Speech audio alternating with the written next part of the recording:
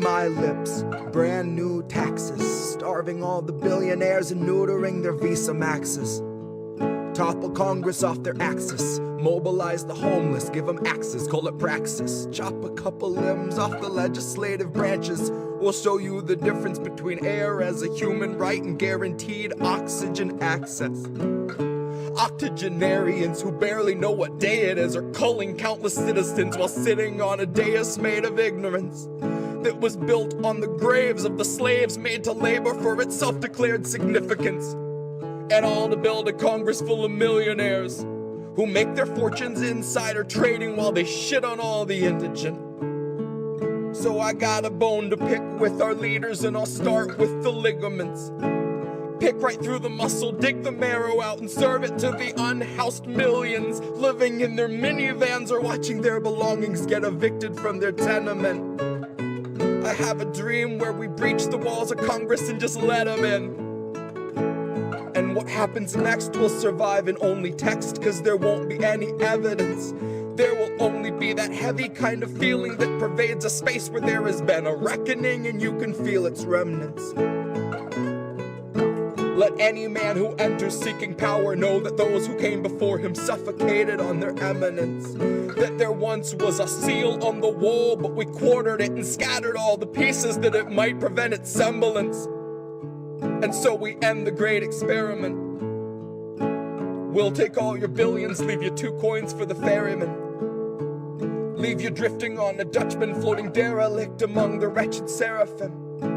For holy is the hand that wiped the land clean of those who pose as gentlemen. That's my time, honey, cue the thunderclap and strike the theremin. And so we end the great experiment.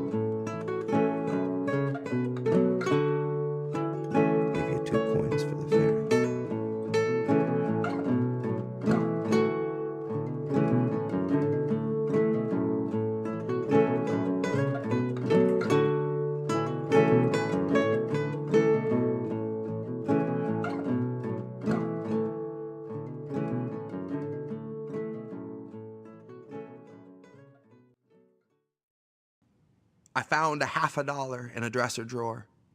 Spent the time I would have spent just staring at the floor, staring down at JFK.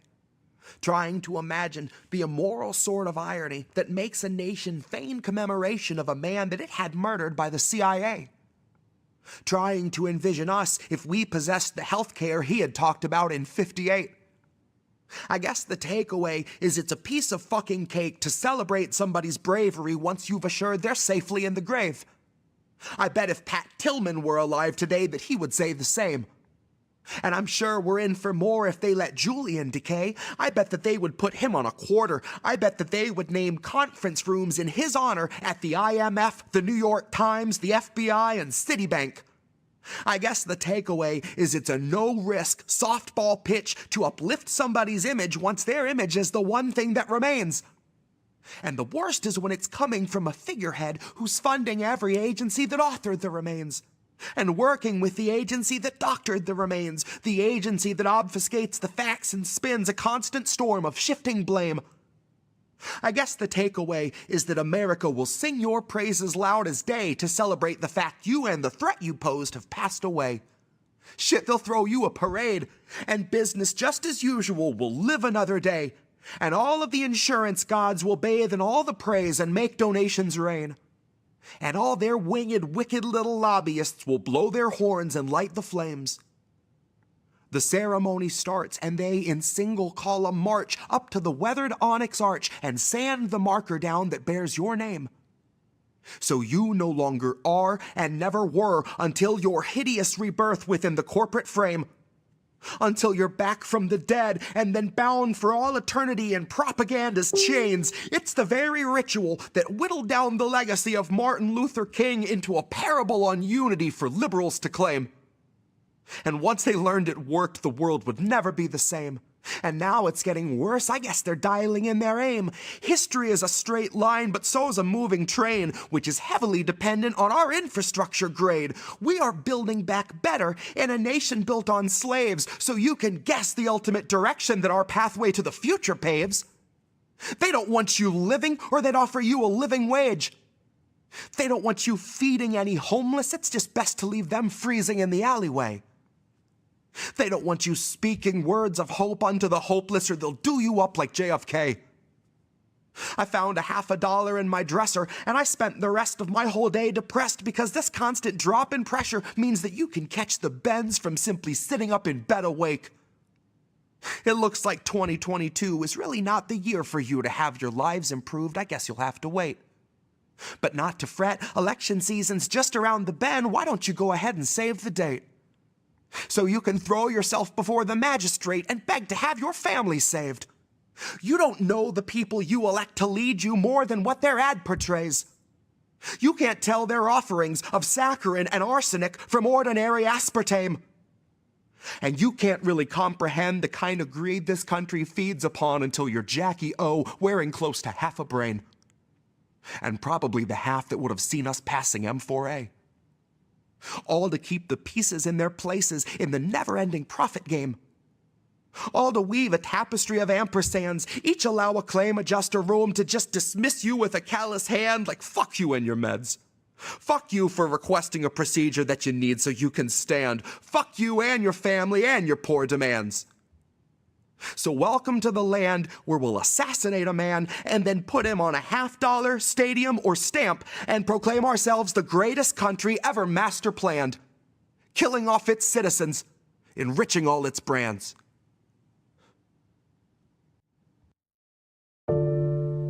Maybe that's how it goes. We won't open our eyes, so we're the last ones to know. We're the last ones alive, kept our enemies close, wondered why we don't thrive while we're grasping at ghosts, counting backwards from 5. Counting backwards from 5. Counting backwards from 5. Count back from 5. The theater on fire, the cast on strike. The studio stuck starts taking a dive. The contract's tossed and they're gone with the tide. And the heads and execs, their hands are tied. We can't pump this dreck and treat you right. But what do you expect from the industry type who survive by the leeching of bodies and minds? From those who original thoughts never seem to find. So they're gonna reboot ALF before your wages rise. And it gives cause to pause and reflect on the times. If they're losing control of their fools and their mimes, when all those obedient actors who grew their careers by averting their eyes are now holding the line, along with the authors of countless scripts that strengthen the hand of that corporate grip, squeezing our throats till we take the pen and we accept and consent to the corporate drip, till you're all up to date on your pharma du jour, till you got a healthy support for the war on your lips. And now you know that the advertisers need more than a rerun summer full of flashback clips. Enter the scans from the year before, all the days of de-aging and mapping the face, and the hours of actors recording their voices are links in the chains that will bind them in place. Now all of those shows are so easy to make.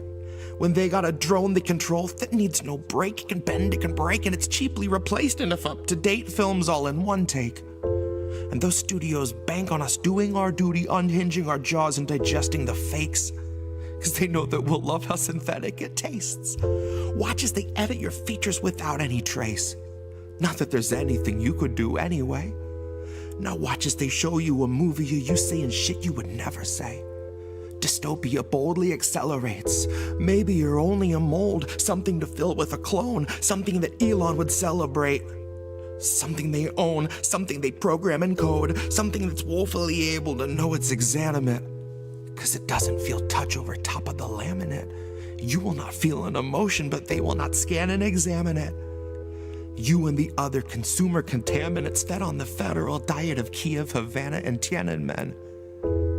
I can't be the only one weighing the pros of abandonment. I can't be the only one weighing the pros of abandonment. Where did you think we'd go? Love there's nowhere to lie.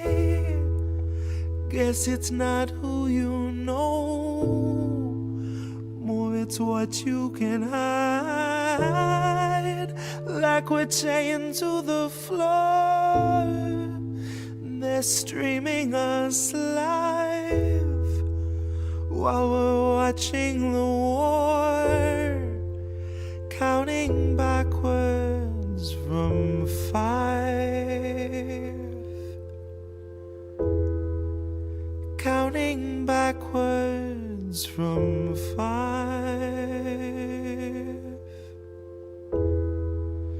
Counting backwards from 5.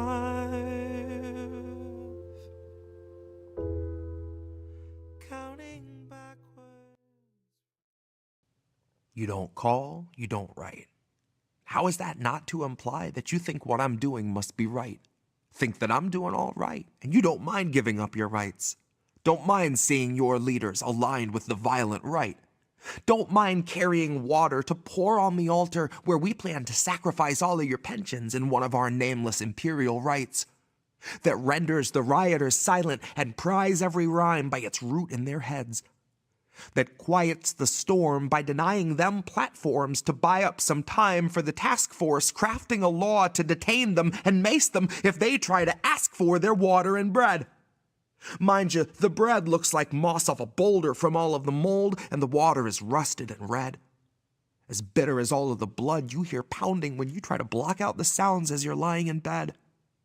Mind you, the bed is a spot on the floor, and there's really no more to be said. You don't call, you don't write. If you knew better, there'd be mountains of letters outside, stacked to the sky, blocking the sun out, blocking my drive. You would slow the flow of my campaign funds down, my reputation in the ground by sundown. It's a good thing I got MSNBC on my PR rundown. To put you at ease, maybe give you a nice little neo-lib rubdown. And to blare my redemption from Breitbart to Cumtown. Flood all your free speech channels with a bunch of raw shit and shut the pumps down. And then usher out a couple dozen sock accounts to pop up in your mentions with their toxins stocked and talons out, here to help defend a man's dementia with the passion of a talent scout, selling you their bullshit while they're drooling half a gallon down the hat. They'll pull a rabbit out.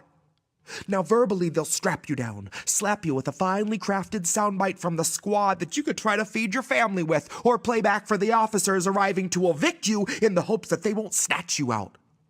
But big surprise, their clubs are out and masks are down, impolitely asking you to pack a little faster now, just to please the bastard with the fascist hats and badge that makes him think he's someone actually of matter, not an actor playing overseer at the sick behest of benefactors who will starve as many families as it takes to make their profits fatter. And when they tell those loyal cops their kids are on the chopping block to sate their daily greed or need to satisfy their hungry stocks, statistically, 2/5 of these are all too pleased, because it just means that they could beat their spouses without all those little weak attempts to make them stop. I was watching TV, screaming, "Make it stop!" Screaming at the cable feed of Double Talk, screaming at the Daily Razor shaving down our...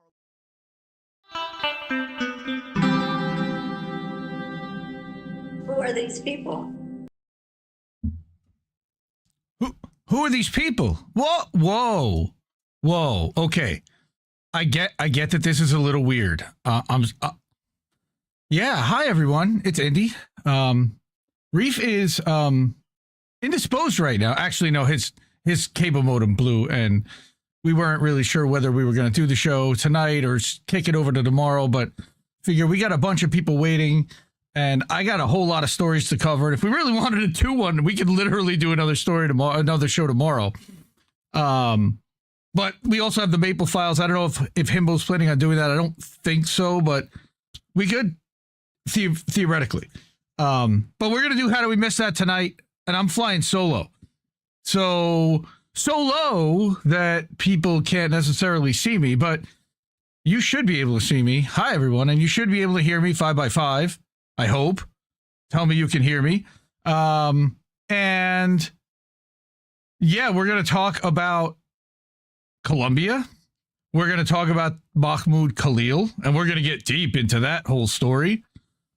And unfortunately, we're going to have to talk about Trump. And of course, there's going to be a fuck Israel portion because there is every week. So we will have that. I had to go with the green tie this week. Eringo bra for all of my Irish friends, especially across the pond where it's already starting to be St. Patty's Day. St. Patty's Day, not TT, but DD. Okay, for those that are the hardcore drinkers, I know who I party with. So we are live on all the INN channels, as everyone knows. That would be on YouTube.com/Indie News Network, Rumble.com/C/Indie News Network. We're live on Rumble. We're on Odyssey.com/Indie News Network :7. It's really weird. And then we're also live on Kick.com/Indie News Network, and we are live on Twitter. I won't say the letter.com/Indie News Network. No, actually /Get Indie News. Sorry. Get Indie News there.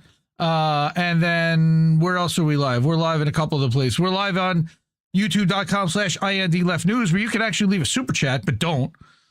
Please, if you're going to do that, by all means, leave it here at Cash App, $ Indie News Network, ko-fi.com/Indie News Network, paypal.me/Indie News Network, and or at INNnewsletter.com. Don't really leave it there. Just subscribe at INN Newsletter. You'll get a daily update. You'll get articles. You'll get all kinds of cool stuff sent to your inbox for free, like we do everything here. I did want to show this one. Very, very excited to announce and introduce IndieNewsNow.com. I've been working really hard on this website, as has somebody behind the scenes. I don't know if he wants it to be public, but we are ready with this website.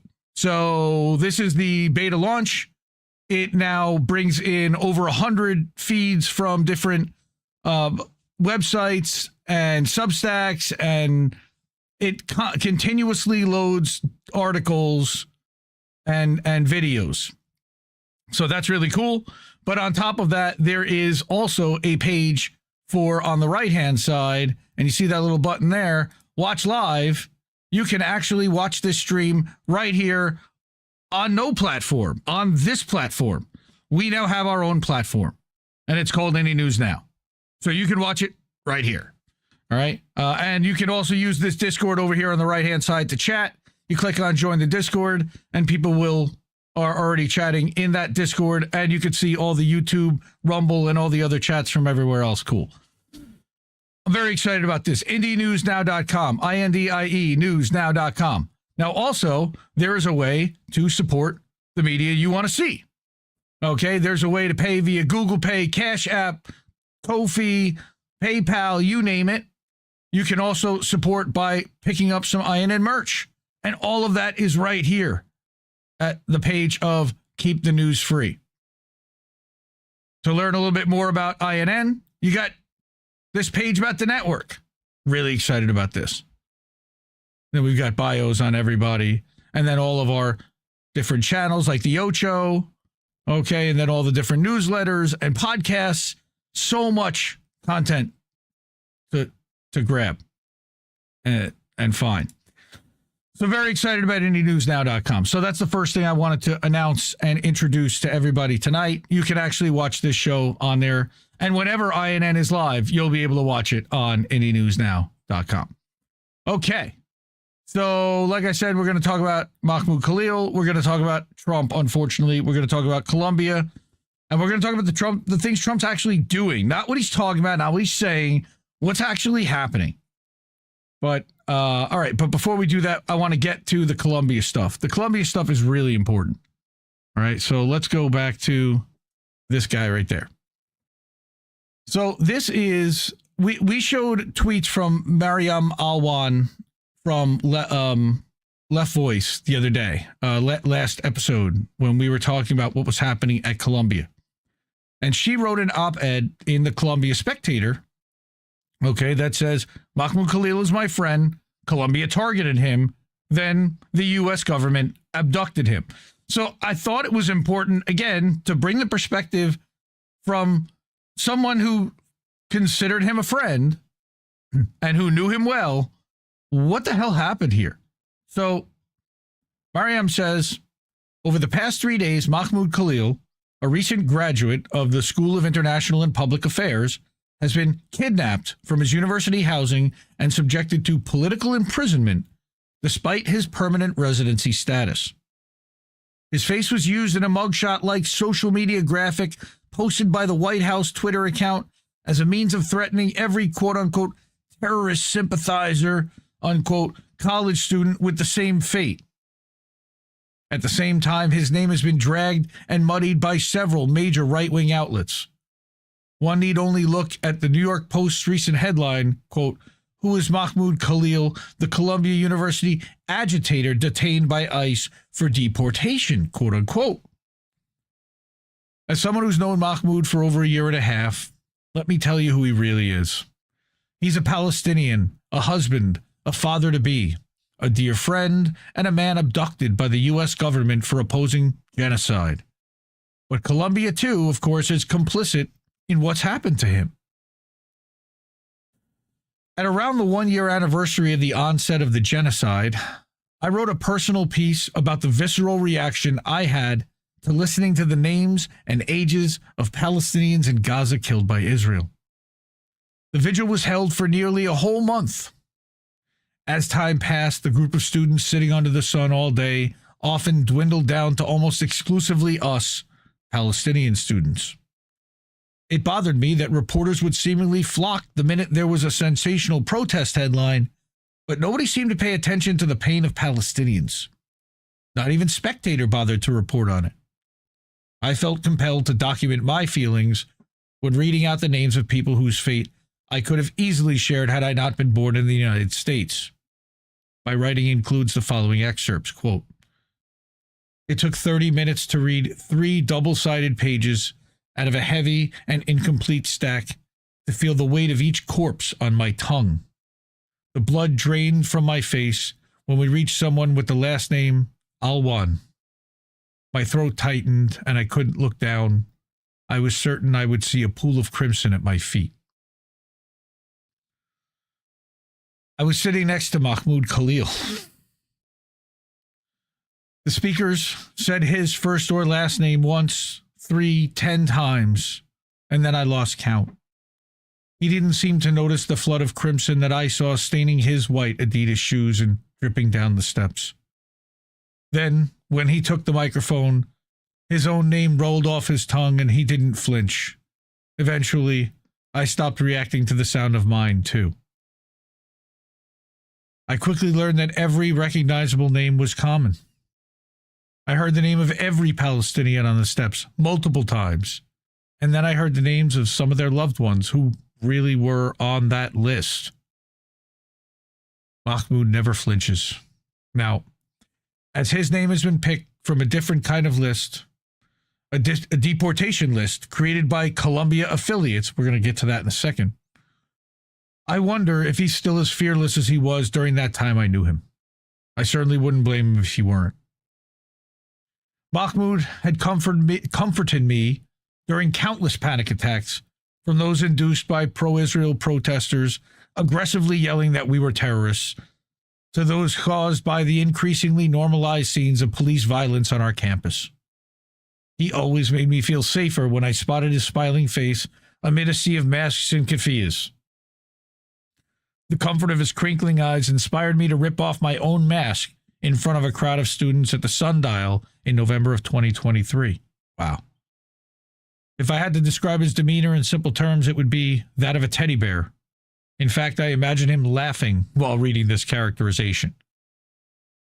The university was familiar with his perpetual kindness too. Mahmoud sacrificed himself to negotiate for divestment with the administration, but they punished him for having the bravery to face a hostile environment head on. On April 30th, 2024, he was suspended in a failed intimidation tactic. They revoked his suspension within the span of a day, endangering him before he got his green card. In an interview with BBC following this scare, Mahmoud downplayed the risk of losing his visa because of his empathy for the victims in Gaza. But for Mahmoud, the ends justify the means. Quote, he says as a Palestinian, he is one of the lucky ones, and it's nothing compared to what people in Gaza are facing, unquote. Never once did he mention that he was born as a Palestinian refugee in Syria and was forced to flee again due to war.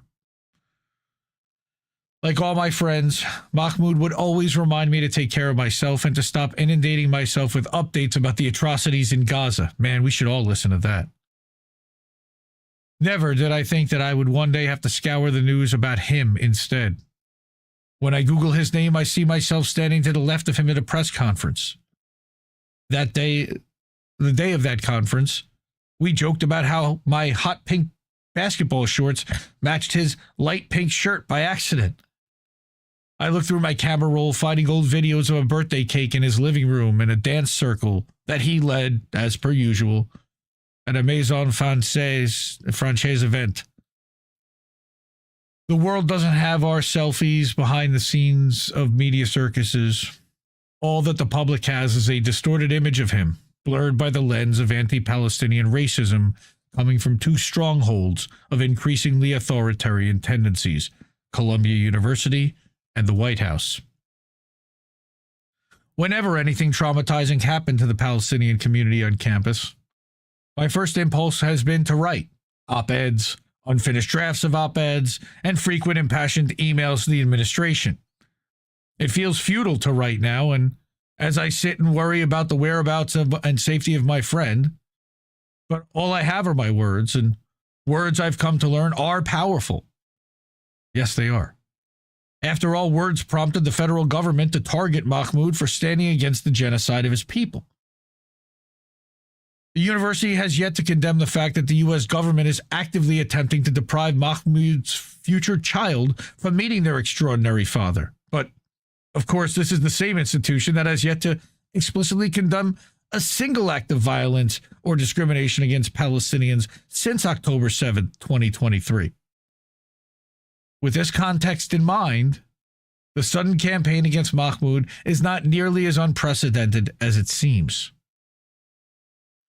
In just a week leading up to Mahmoud's abduction, Palestinian students have had to deal with Columbia/Barnard Hillel and Columbia School of International and Public Affairs Dean welcoming former Israeli Prime Minister Naftali Bennett, who played a hand in the massacre of over 100 Lebanese civilians and said that Palestinian children are terrorists who should be shot.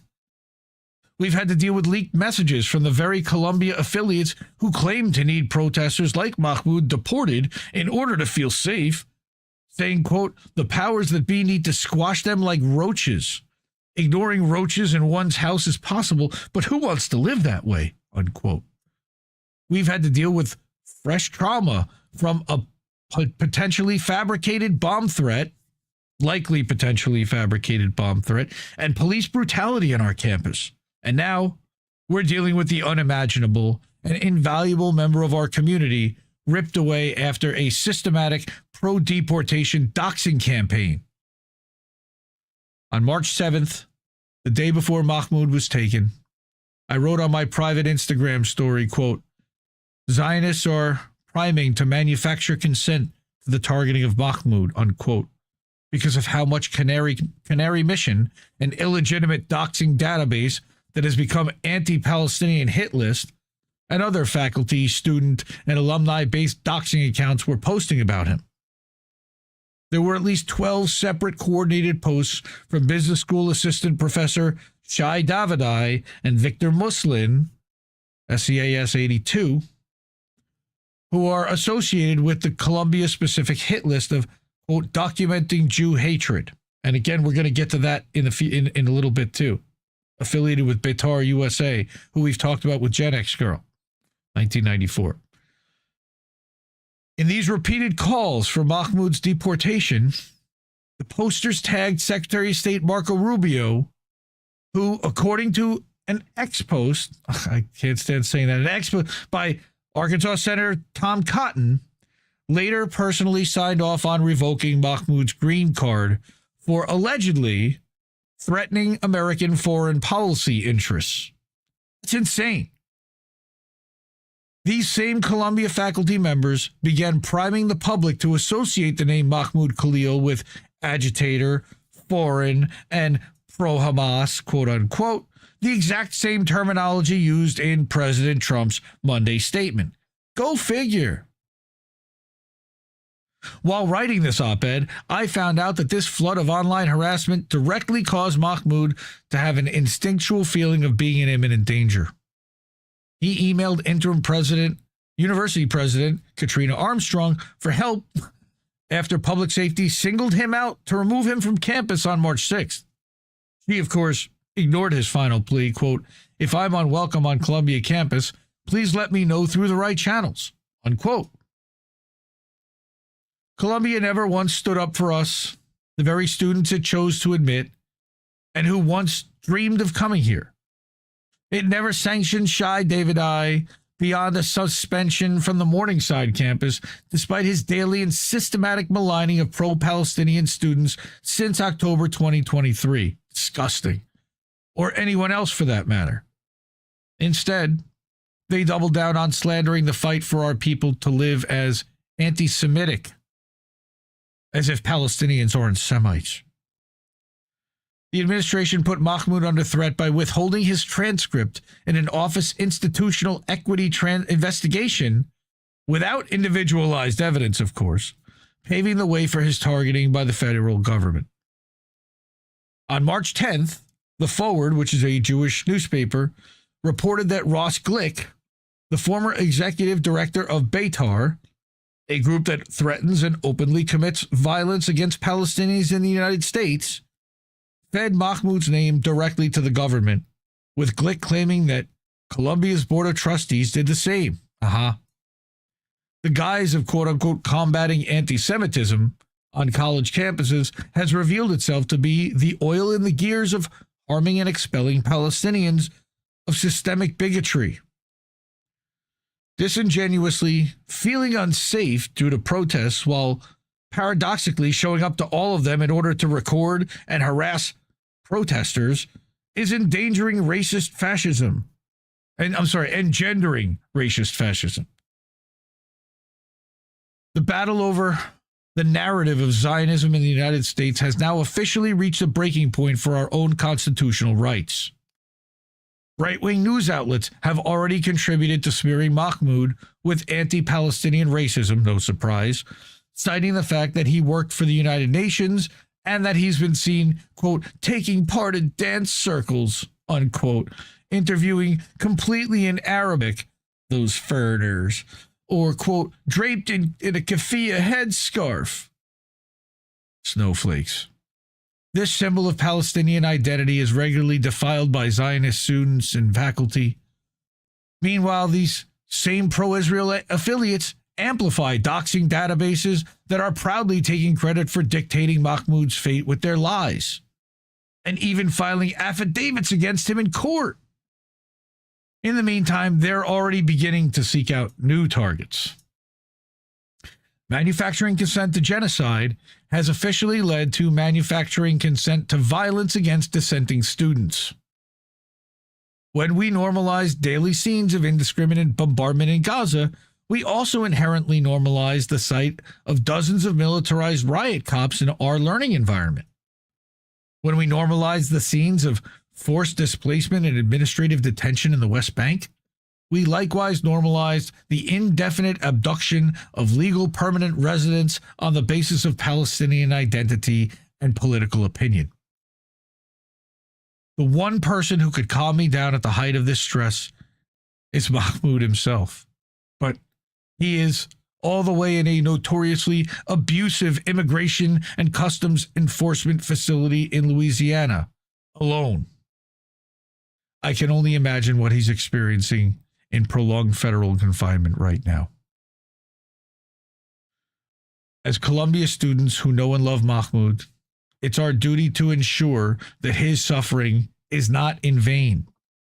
Libelous doxing and arbitrary disciplinary targeting do not just cause psychological harm, they are also physically dangerous. The engines of repression, from low library to Congress to the White House are actively attempting to manufacture consent for the detention and potential deportation of Mahmoud. And oh yeah, they certainly are. It is up to the entire student body to stop them. It is up to us to humanize him again, as I am working to do with Mariam right here. And it is up to us to humanize the Palestinian people as a whole the way he would want. I want to be able to see my friend again. I want to have dinner at his apartment the way I was supposed to before he was taken. I want to watch him become the incredible father I know he will next month. And I want all of us to be able to tell him that we overcame our fear to fight for him the way he always did for everyone around him.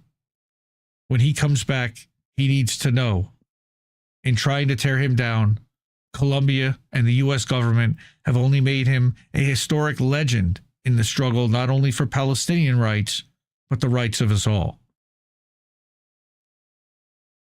That's, wow, powerful. Certainly a biased opinion for sure. And really good. Why the fuck is he in Louisiana? That's a great question, Vicky. We're going to get to that in a minute. Steve Gill, they're doxing his pregnant American wife. That's absolutely true. It's disgusting. It's disgraceful. This man should be free. It's horrible. We're going to talk about what happened with the Rockfin channels later on tonight, but I want to continue with what's happening here at Columbia, because there's a lot more that's at play here. Because not only did they detain and illegally kidnap Mahmoud, all right, they also, in a shocking move, Columbia University fires union president one day before contract negotiations begin in a further crackdown on free speech. Why is this a crackdown on free speech? In the latest assault, this is from the UAW, by the way, they're unionized at Columbia. All right, so they're unionized, they're union president, they're affiliated with UAW. In the latest assault on First Amendment rights, Columbia University has expelled and fired Grant Minor, president of UAW Local 2710, which represents thousands of Columbia student workers. The firing comes one day before the contract negotiations were set to begin to open with the university. The shocking move is part of a wave of crackdowns on free speech against students who've spoken out and protested for peace and against the war on Gaza. Massacre. As the UAW has emphasized, the assault on First Amendment rights being jointly committed by the federal government and Columbia University are an attack on all workers who dare to protest, speak out, or exercise their freedom of association under the U.S. Constitution. It is no accident that this comes days after the federal government froze Columbia's funding and threatened to pull funding from 60 other universities across the country. It's no accident that this firing has occurred the day before contract negotiations begin. It's no accident that the university is targeting a union leader whose local went on strike in the last round of bargaining. It's no accident that this is happening at Columbia University, where student workers won the right to collective bargaining back in 2016. Trade unionists everywhere, defenders of the Constitution, of freedom of speech, of academic freedom, and of the right to free association, should be appalled and disgusted by the behavior of Columbia University and should take it for the clear signal it is. If they can come for graduate workers, if they can arrest, deport, expel, or imprison union leaders and activists for their protected political speech, yes, they're including Mahmoud in that statement, then they can come for you too, for your contract, for your paycheck, for your family, and for your rights. And I don't always align with the UAW on a lot of stuff, but I got to say they're right on this one.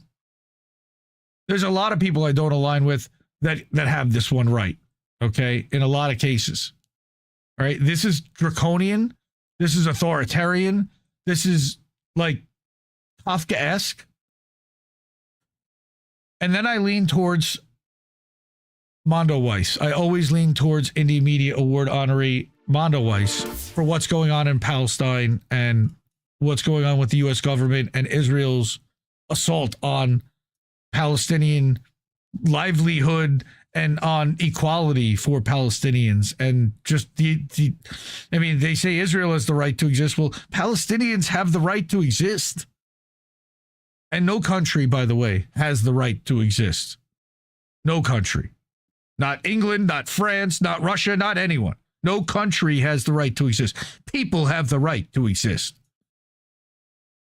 Michael Aria, one of the co-founders of Mondo Weiss Indie Media Award honoree, says on Wednesday, Mahmoud Khalil will remain detained in Louisiana following a brief court hearing. What?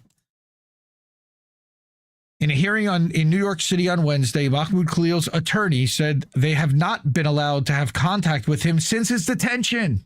Meanwhile, the Trump administration's rationale for detaining him continues to change. Now, let's remember that this man has been detained without charges and now, quote unquote, disappeared.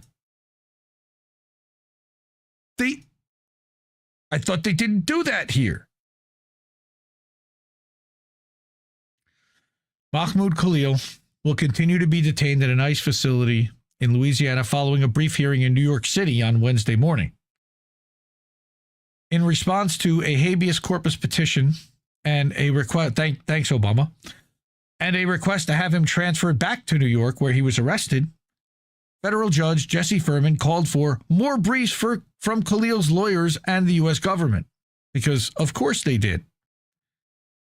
Trump attorneys informed the court that they will submit a motion to transfer or dismiss Khalil's habeas corpus petition as they view New York as an improper venue for the case, and they don't believe it has any jurisdiction. What? Okay. Furman also ordered Khalil to be allowed to communicate with his counsel over the course of the next 2 days as they prepare to meet legal deadlines. And what happens if they don't? Khalil's attorneys told the judge that they've been unable to speak with their client at all. Quote, "We literally have not been able to confer with our client once since he was taken off the street of New York and taken 1,000 miles away to Louisiana," one of his lawyers, Ramzi Qasem, told Furman. "It's hard for us to continue the work we would normally, the way we would normally," he added. Khalil did not appear in court by video or phone during the hearing, which saw a massive crowd of supporters gather outside and further led to questions as to where he was and what was happening to him. Who are these people? And what condition he was in. Thank you to whoever that was. And we'll find out in a second.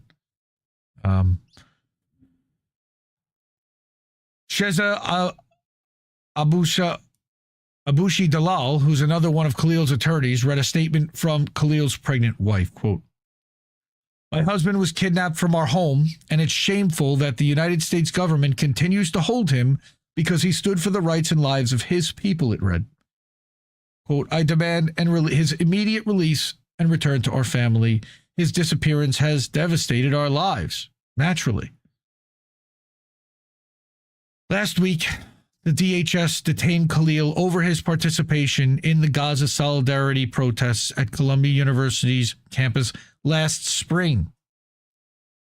The arrest took place despite the fact that Khalil is a permanent U.S. resident with a current green card. And we're going to get to the details of that in a little bit. During his arrest, ICE agents informed him that it had been revoked by the U.S. government along with his student visa.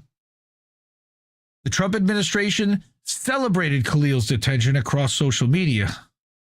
Quote, "This is the first arrest of many to come," wrote President Trump in a Truth Social post.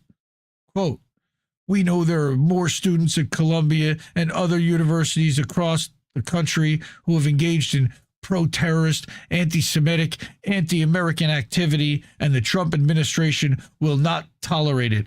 Many are not students, they're paid agitators." Thank you very much. That's really nice. Thank you. Yeah. Fuck off.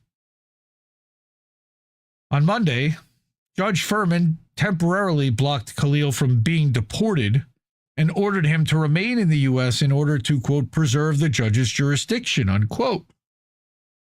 An early statement from Secretary of State Marco Rubio suggested that Khalil would be prosecuted under anti-terrorism laws for his alleged support of Hamas but the government has since revealed that it arrested him using a provision from the Immigration and Nationality Act, INA. Quote, any alien, I love the dehumanizing terminology, whose presence or activities in the United States the Secretary of State has reasonable ground to believe would have potentially serious adverse foreign policy consequences for the United States is deportable, reads that provision. That's insane. Sources with knowledge of the matter told the New York Times that, quote, Mr. Rubio's argument is that the United States has a foreign policy of combating anti-Semitism around the world, and that this would undermine this policy objective to tolerate Mr. Khalil's continued presence in the United States? Okay. Sure. Ironically, as Andrew Silverstein notes in the foreword, this same INA provision was used to target Holocaust survivors suspected of being Soviet agents during the 1950s. So we're literally getting back to McCarthyism. Yeah. Quote, the First Amendment protects the right of the people to criticize the government, its policies, and foreign governments like Israel. Pyramid. Immigration attorney Eric Lee told Mondoweiss. That's true. The claim that pro-Palestinian speech equates to terrorism, quote unquote, is nothing more than a pretext and a lie. Agreed. There is no lawful basis whatsoever for these actions. Not only does it violate the free speech rights of non-citizens, it also violates the rights of all U.S. citizens, he continued. The First Amendment not only guarantees the right to speak, it guarantees the right to listen. Citizens have the right to listen to the anti-government or pro-Palestinian views of their non-citizen friends, co-workers, and colleagues, unquote. It's kind of like the freedom from religion, just like freedom of religion is like freedom from religion, which I am a big believer of as well. And a lot of this, by the way, is religious persecution. This is because he is Muslim that he is being targeted. So freedom from religion is also part of this. Khalil's detention has been condemned by human rights groups, activists, and lawmakers, and me too. Quote, Khalil's constitutional rights have been violated. He's been denied meaningful access to counsel and any visitation from his family. This is absolutely unacceptable and illegal, reads a statement to DHS Secretary Kristi Noem from Representative Rashida Tlaib and 13 other House members. And then she shot a dog. Not Rashida, no. Quote, the arrest, and here's the strongly worded letter that doesn't mean anything. The arrest, detention, and attempted deportation of a prominent Palestinian human rights activist for his constitutionally protected activity that the administration disagrees with is not only patently unlawful, it's a further dangerous step into modern-day McCarthyist repression. Wow, I thought I said that before earlier. The courts must stop this lawlessness before this chilling form of repression expands further, said the Center for Constitutional Rights legal director, Bahar Azmi, in a statement. But both the defense and prosecution will submit a joint letter to Judge Furman on Friday explaining their further plans for arguments in the case. Furman. Is it me, or is Judge Furman also the judge that was the case in the Chevron story with Donziger? I could be wrong. I could be just making shit up. That name sounds very familiar. But there was another story out of Mondoweiss, also out of Michael Aria 2 days later. Again, Indie Media Award honorees.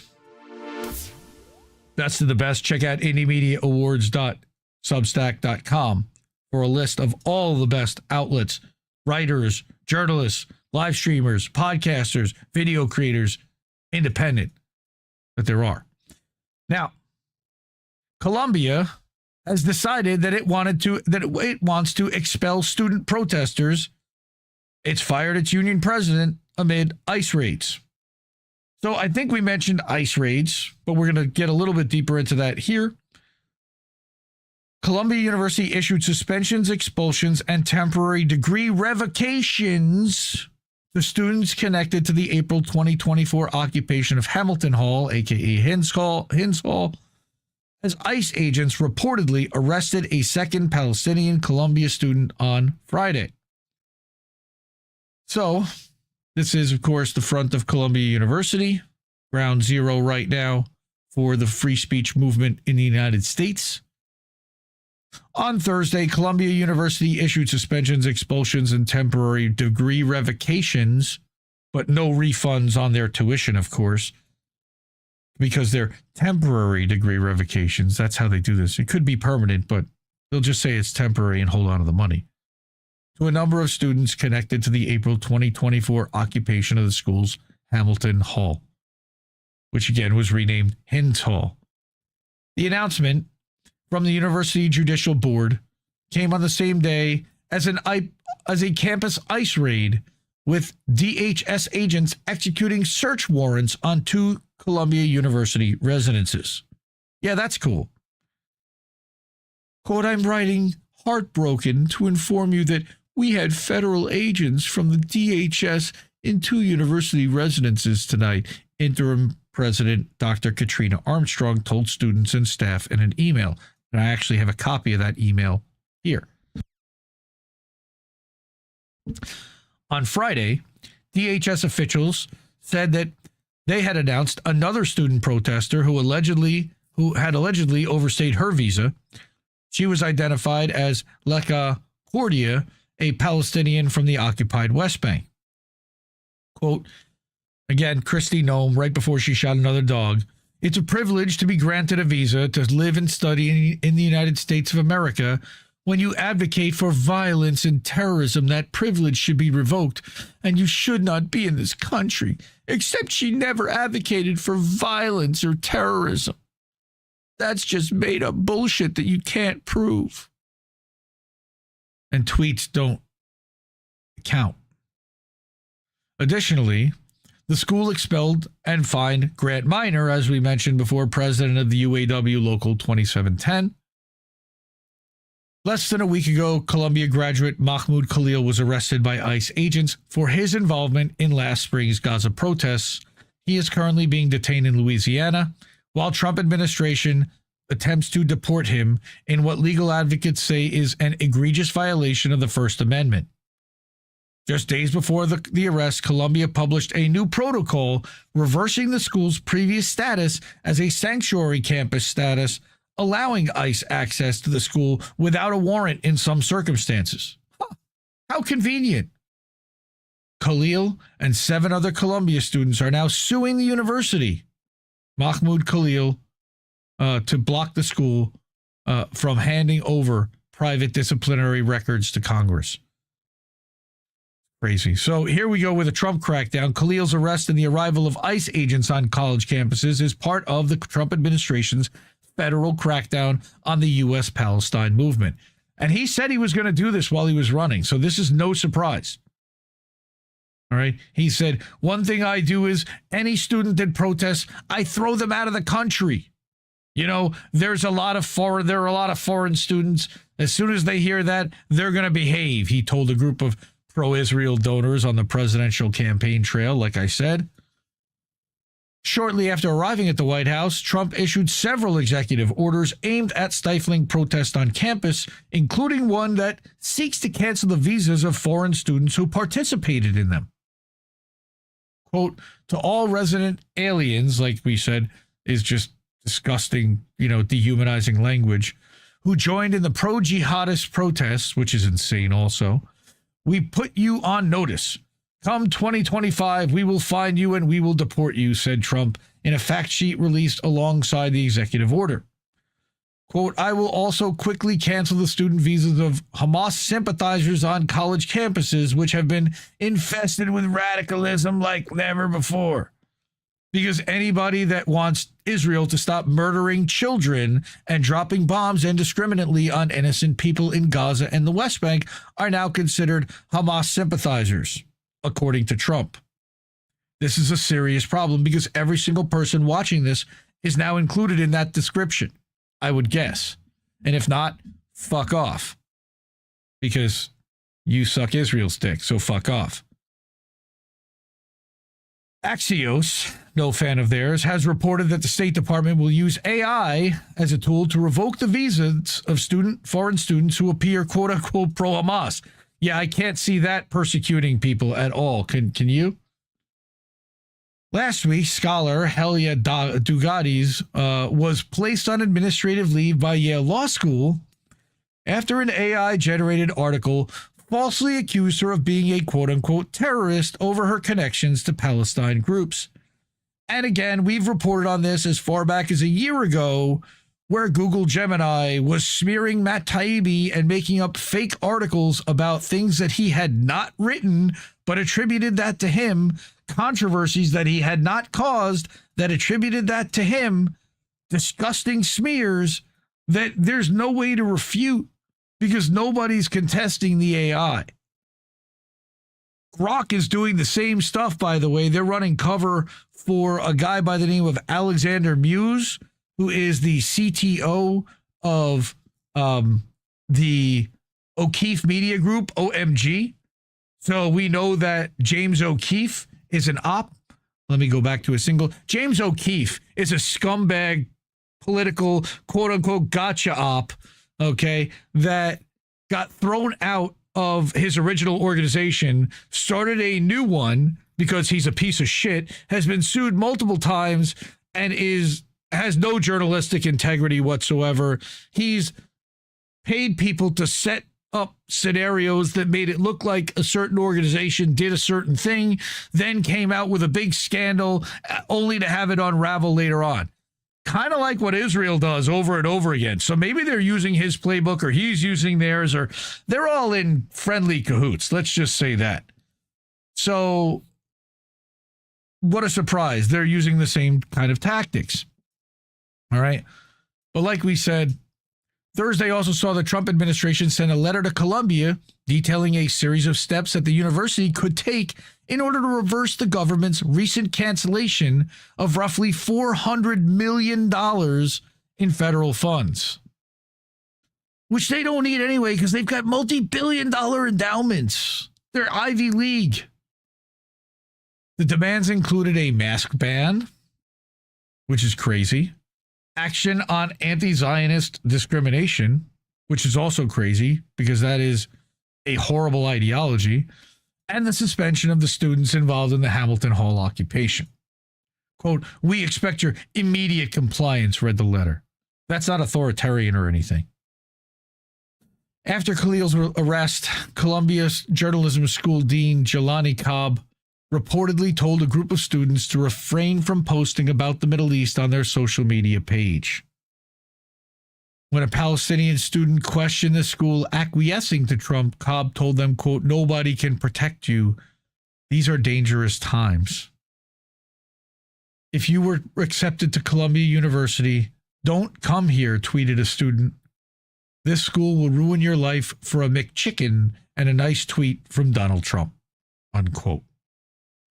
Again, that is Mondo Weiss, Indie Media Award honoree Michael Aria. Now, getting into exactly what happened with the email that went out and 2 DHS agents being allowed on campus, apparently because they lifted the sanctuary campus designation.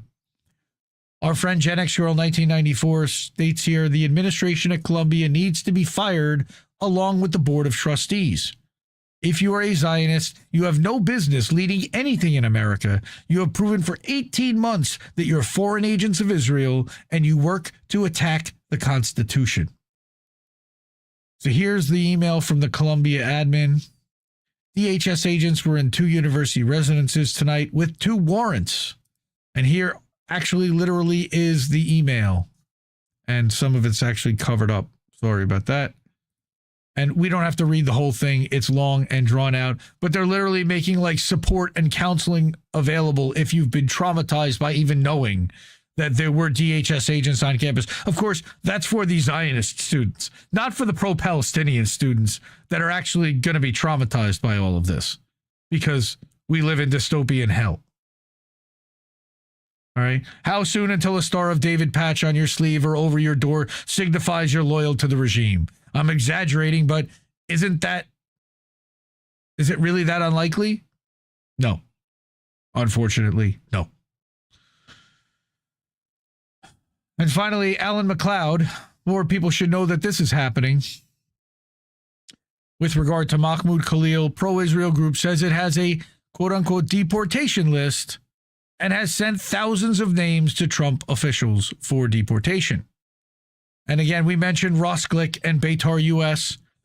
In my one-on-one with Gen X Girl, we detailed in very painstakingly excruciating detail about how Beitar US is a subset of the Zionists of America. They are aligned also with a terrorist organization in the U.S. I can't remember the name of that organization now, but I mean, just rabid. You know, they advocate for the murder of Palestinian people. And oh yeah, by the way, I know Reef and Colin covered this Wednesday night. A professor at the center of the Columbia University scandal is also a former military intelligence officer. And again, watch Reef and Colin's footage from Wednesday night. I believe that's going to be a clip coming out this week if it's not already out. And finally, I wanted to stop to finish this segment out with a meme. And of course, now it's getting cut off, so I don't know if I'm going to be able to show this. You know what? Let me do this. Slideshow off. Hey, there we go. Now you can see the rest of my screen. There we go. So here's what Trump's really not about. America first, free speech, no more wars, no foreign aid. Ron Paul and Massey, I'm not really for them either. All right. JFK and MLK files. Yeah, no thanks. No Epstein files. But here's what he is for. Israel first, deporting dissent, war with Iran and more tax dollars to Bibi, primary Massey and no JFK and MLK files. And of course, talking about Epstein is now considered anti-Semitic because, as Sean the Accord Lord says, I hate this timeline. As do we all, my friend, as do we all. So, again, that is only half of the Columbia story. I'm going to get further into all of the narratives surrounding Mahmoud Khalil, but before I do, we definitely get demonetized off of YouTube for that. So if you are of means and able to support, as Colin says, take care of your family, take care of your friends, take care of yourselves. But if you're able and you find a couple of bucks between the couch, between the cushions of the couch, or wherever you can find a couple of bucks, Cash App, $, Indie News Network, Ko-fi.com/Indie News Network, PayPal.me/Indie News Network. And then you can also subscribe for free over at INNnewsletter.com and get daily updates about what's happening at the network. All the live streams, all the articles, all of the clip premieres that are happening throughout that day are published at 5:45 p.m. Eastern, usually, on average. For those who don't know and have not been here since the beginning, Reef's internet crashed and his cable modem is shot. So I'm flying solo tonight. He is alive. He is okay. He is not in an undisclosed location, and thankfully he has not been disappeared because we don't know what's happening in these trying times right now. It's very scary. Now I mentioned narratives surrounding the good professor. Around Mahmoud Khalil, and I wanted to mention that even Senator Chris Murphy, who I have zero love for, sorry to show you my DMs, who I have zero love for, somehow figured out how to get this one right. So Middle East Eye posts that in a 3-minute video posted to X, Twitter, Senator Chris Murphy of Connecticut makes the case for why all Americans should be concerned about the arrest of Palestinian activist Mahmoud Khalil. All right, this is a 3-minute video, and I actually think it is important, and I'm going to show you why I think he's wrong and what he's missing in the end, but I'm sure you'll figure it out. A young man by the name of Mahmoud Khalil, an immigrant and a legal permanent resident of the United States, is being held right now in prison even though no criminal charges have been filed against him. Now, I want to tell you why that should matter to every single American. Khalil is a recent graduate of Columbia University. He opposed Israel's military operation in Gaza. He has deep animus toward Israel's policies and the U.S. support for those policies. He helped organize the protests over Gaza at his university last year. You can disagree with his views or his politics, but there is no evidence he has broken any law. But last weekend, Trump officials entered his apartment and took him into custody. They brought him to a detention facility in New Jersey at first, but when his family went to visit him, he wasn't there. For a while, his family and his lawyer had no idea where he was. They eventually found out that he was being held in a detention facility in Louisiana, and that's where he still is today. In dictatorships, they call this practice being disappeared. No charges, no claims of criminal behavior. The White House doesn't claim he did anything criminal. He's in jail because of his political speech. And here's why everybody should care. In America, your political speech is protected, whether or not the president likes what you say. But today, if you're loyal to Donald Trump, your speech is going to be protected, even if it's hate speech. You can be Marco Ellis, an employee of DOGE, who said he, quote, was racist before it was cool, and, quote, normalize Indian hate. And the vice president of the United States will tweet in your defense. But if you are disloyal to Trump, or you're organizing against Trump's political agenda, your speech could be criminalized. You could find yourself in jail. Now, Trump chose to begin by disappearing a Palestinian immigrant, hoping that his place of birth and his immigrant status would just cause people to look the other way. But we cannot.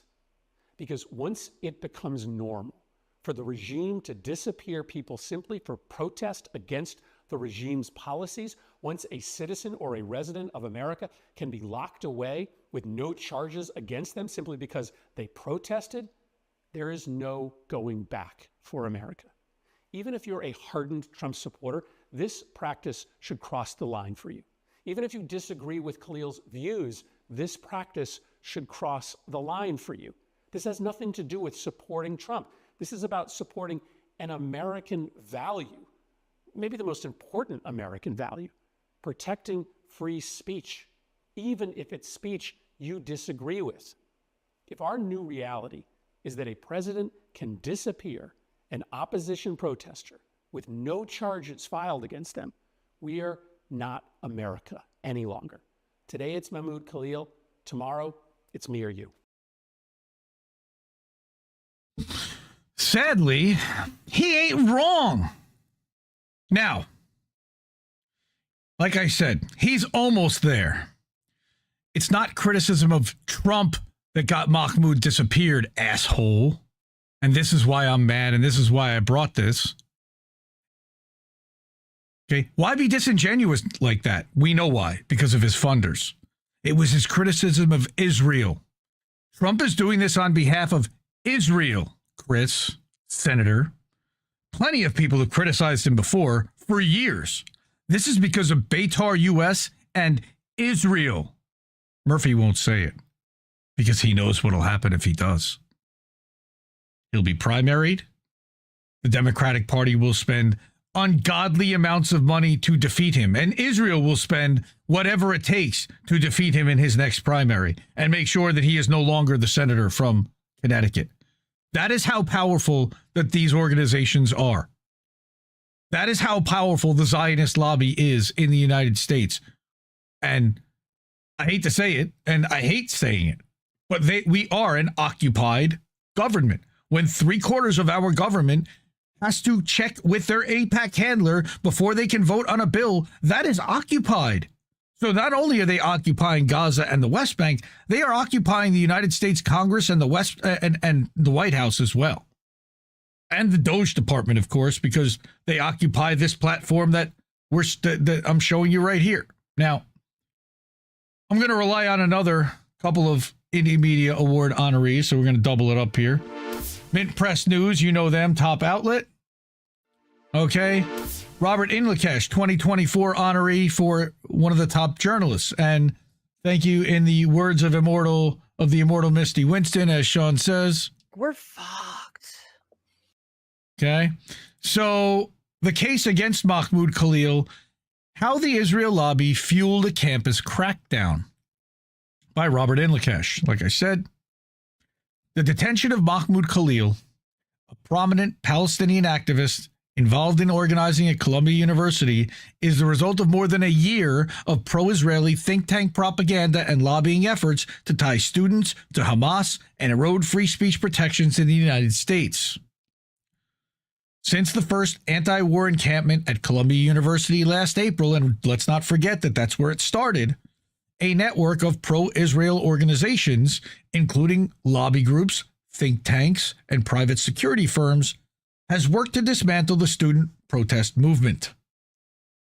Their influence has been evident in the rapid and coordinated response to suppress demonstrations. And also, let's not forget that Israel committed to spend $150 million in PR to stop this. Despite Secretary of State Little Marco Rubio's public claim that Khalil is a Hamas supporter, quote unquote, no evidence has been provided to substantiate that allegation. In fact, a White House official admitted in an interview with the Free Press, fuck Barry Weiss too, that the allegation here is not that Khalil was breaking the law. The Trump administration has offered no evidence of illegal or violent activity to justify its efforts to deport Khalil, a green card holder, or at least now a revoked green card holder. Instead, his removal appears rooted in political disagreement.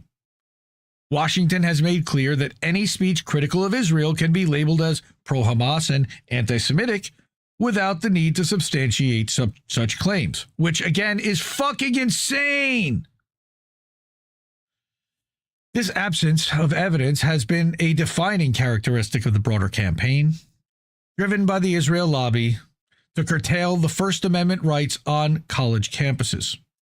While Jewish student groups were among those leading last year's anti-war encampments, the Students for Justice in Palestine, SJP, chapters became a particular focus of political scrutiny. What a shock. A central figure in this push has been the Foundation for Defense of Democracies, a neocon think tank frequently cited as a source for alleged links between Hamas and SJP.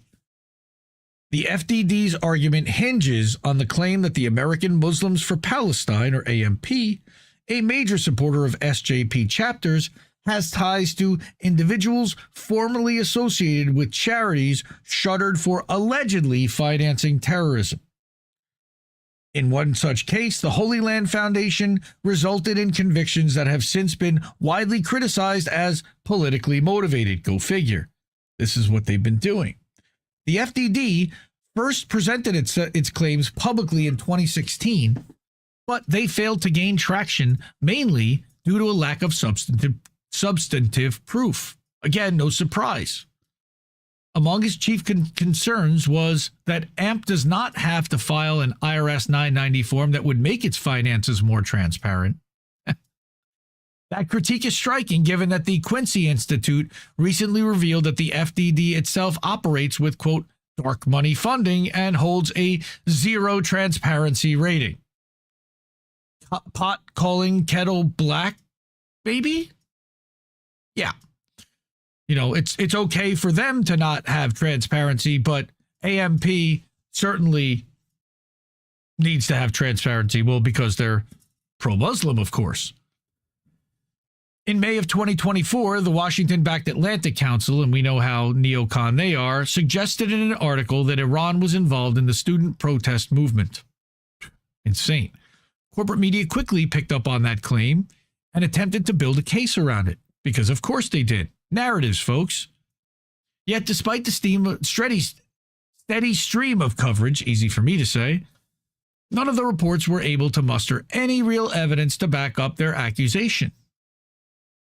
Alex Karp, we know him very well, CEO of Palantir Technologies and partner of Peter Thiel, a company with deep ties to the CIA, has taken up a public crusade to reshape discourse on college campuses. His rationale for urgency is blunt, quote, if we lose the intellectual debate, you will not be able to deploy any army in the West ever, quote unquote. But they are losing the intellectual debate because you can't just strong arm and stonewall and silence everybody that criticizes you. Guess what ends up happening? You lose the argument, asshole. Safra Katz, the Israeli-American CEO of Oracle and one of the highest earning women in global business, has also weighed in on the protests. What a shock that she would be a Zionist, she reports to Larry Ellison. When asked about the wave of student demonstrations, she framed the issue in starkly militaristic terms. Quote, "The reason, in my personal opinion, why they're out there is because they think Israel is weak. While they're murdering, okay, let me finish her quote. They think the Jews are weak, so they stand up strong. If Israel regains its deterrence capability and America regains their deterrence capability and is strong, they will disperse like they always do. We've seen this pattern here in Israel. When the terrorists feel strong, they're out in the streets. And when Israel comes in hard, they're hiding under the floor," unquote. Wow, that is as disgusting a quote as I've ever seen. Sentence by sentence, okay? They think Israel is weak. While they're, again, no, they think Israel is murdering children, unarmed, defenseless children, and destroying city blocks and stealing the land. That's what I think. That's what they think they're doing. They think the Jews are weak. This has nothing to do with Jews. This is to do with Zionism. There are Jewish Zionists and there are Christian Zionists. Donald Trump, Pete Hegseth, Christian Zionists, not Jewish. All right. This is also, America's not strong. America's shipping bombs to fucking Israel. How many 2,000-pound bombs do we need to send them to show our quote-unquote strength? How many bombs do we need to send to Ukraine to show our quote-unquote fucking strength? Tanks, drones, ammunition, you name it. And now soldiers too. What a disgusting piece of shit. Not only did Katz compare student actions in the United States framed as part of a resurgence of anti-Semitism, again, Palestinians are Semites, to terrorists, but the Israeli-American businesswoman has also contributed to both Donald Trump and Marco Rubio's political bids in the past. Of course she has. As CEO of Oracle, which owns OpenAI, Katz doubled her company's investment in Israel following October 7, 2023, because she's a piece of shit. The Anti-Defamation League, which, of course, has repeatedly accused U.S. student movement of anti-Semitism and supporting Hamas, while also being openly a hate group themselves, has openly called for the deportation of Mahmoud Khalil, because, of course, they have. Jonathan Greenblatt is a disgusting individual, president of the ADL. Pro-Israel groups insist that Khalil has ties to Hamas, yet even the Canary Mission, a site notorious for doxing pro-Palestine university students, could not produce evidence beyond his participation in a protest chant. Because now speech is considered to be violence? I guess if you're AOC. Are you saying that you're AOC Republicans? Huh. Interesting. Okay, chanting "From the river to the sea, Palestine will be free" is apparently now against the law, even though they never really passed a law against it. The site argues that the phrase is pro-Hamas solely because Hamas leader Khaled Mashal has used it in the past. Well, by that, by that logic, anyone that has used any KKK phrase is apparently a KKK member or pro-KKK, right? One of the loudest voices behind the crackdown on campus protests is Trump's UN ambassador, Elise Stefanik. We know all about how and why and who's openly boasted about her role in forcing the resignations of 5 university presidents. Even Columbia University's decision to give in to pressure from pro-Israel lobbying groups didn't shield it from White House retaliation because it was the original place of the protests. So they had it wasn't about that. The administration still moved to strip $400 million in federal funding from the university, sending a clear warning to other institutions, as well as to the administration of that institution, that they better get in line if they ever want it back, which they may or may not get. This multi-pronged assault on free speech built on baseless accusations of Hamas and anti-Semitism, is now being used to justify the deportation of a permanent U.S. resident whose wife and future child are American citizens. Again, they are American citizens. The campaign is part of a broader effort to erode the First Amendment protections under the guise of national security. There's only one issue, and that's that the First Amendment may not apply to green card holders. We got to check here. I got a whole thing about this in a minute, in a few minutes. All right. So again, Robert Inlakesh, go check him out. Indie Media Award honoree 2024. Support independent media because we need it more than ever. Who else is telling you stories like this? Now, I wish it were all sunshine and daisies for Professor Mahmoud Khalil. However, I can't do that. I think some of you know Laith Marouf, who is with Free Palestine TV. Now, this is also a lesson in you cannot work with Zionists, even if you try, even if you're trying to do the right thing. And here's the funny thing. The case of Mahmoud Khalil is a perfect example of the limits of liberalism and collaboration with the Zionist empire in hopes of gaining some equity or change in the power structures. For those who don't know, Khalil is a Syrian citizen who collaborated with the imperialist plot against his homeland and worked for the UK embassy in London coordinating destabilization programs. That's like white helmet shit. He also worked in the NGOs in the USA designed to drive the Syrian diaspora youth astray from decolonization and into the arms of Wahhabi and Ikhwani collaborationist rule. So that's not great, okay? As for his role at Columbia University, he was a go-between agreed upon by the Zionist administration and the Palestine liberation supporters, i.e., he wasn't a member of the movement and only a messenger. He was also against the Hens Hall movement and actions. So, here's Mahmoud Khalil, a man who sold his country to the wolves for a few measly dollars, who acted as a reasonable messenger of Zionist power to the Palestinians at Columbia, and all he got in return was a crappy t-shirt and to be disappeared by Zionist master in the White House. He didn't even get a crappy t-shirt, really. Moral of the story here, as an Arab or Muslim, no matter how much you suck up to the Zionists, they will never treat you as an equal human. And the more you suck up to them, the more they will humiliate you when you outlive your usefulness. We hope Mr. Khalil returns home safely to his family, but you should all know what you are supporting, and to do so in spite of his shortcomings, because his disappearing, even though he is a tool, fool, or even agent, signals that all Arabs and Muslims in the USA could be treated even worse. And there are some receipts. And I hated bringing that part, but I would be disingenuous if I didn't, because that is part of the story.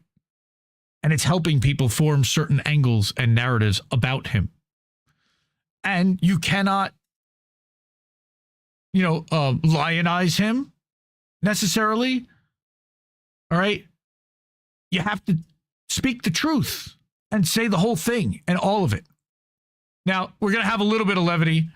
They had a hearing in New York City. Susan Sarandon, the millionaireess op herself, decided to show up and show solidarity, which is just wonderful. And there's so many people that love and adore and admire Susan Sarandon, the wonderful, beautiful 70-plus-year-old millionaire Susan, who doesn't have to be out there, but she takes up causes of lefty persuasion and amplifies and advocates for them, and we appreciate it. She gets her little moment in the sunlight for sure, and her credit. But let's just not ignore our friend Jett, who also wrote a song about this almost 3 years ago, actually, called How Could You, Susan? So we're going to play that right now on the show.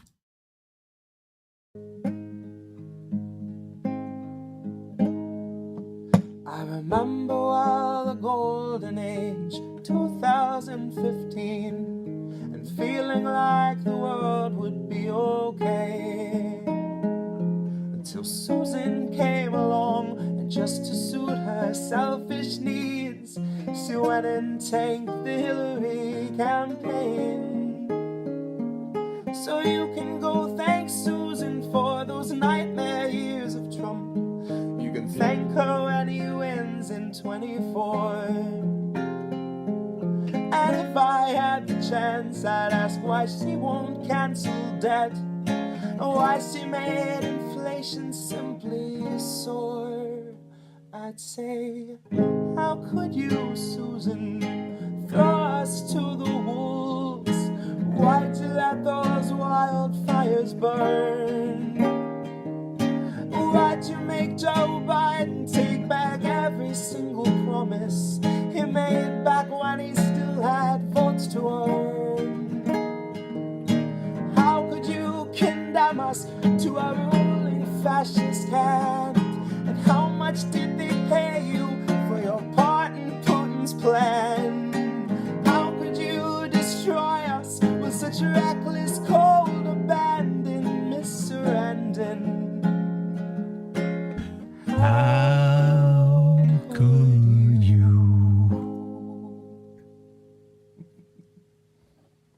Incredible.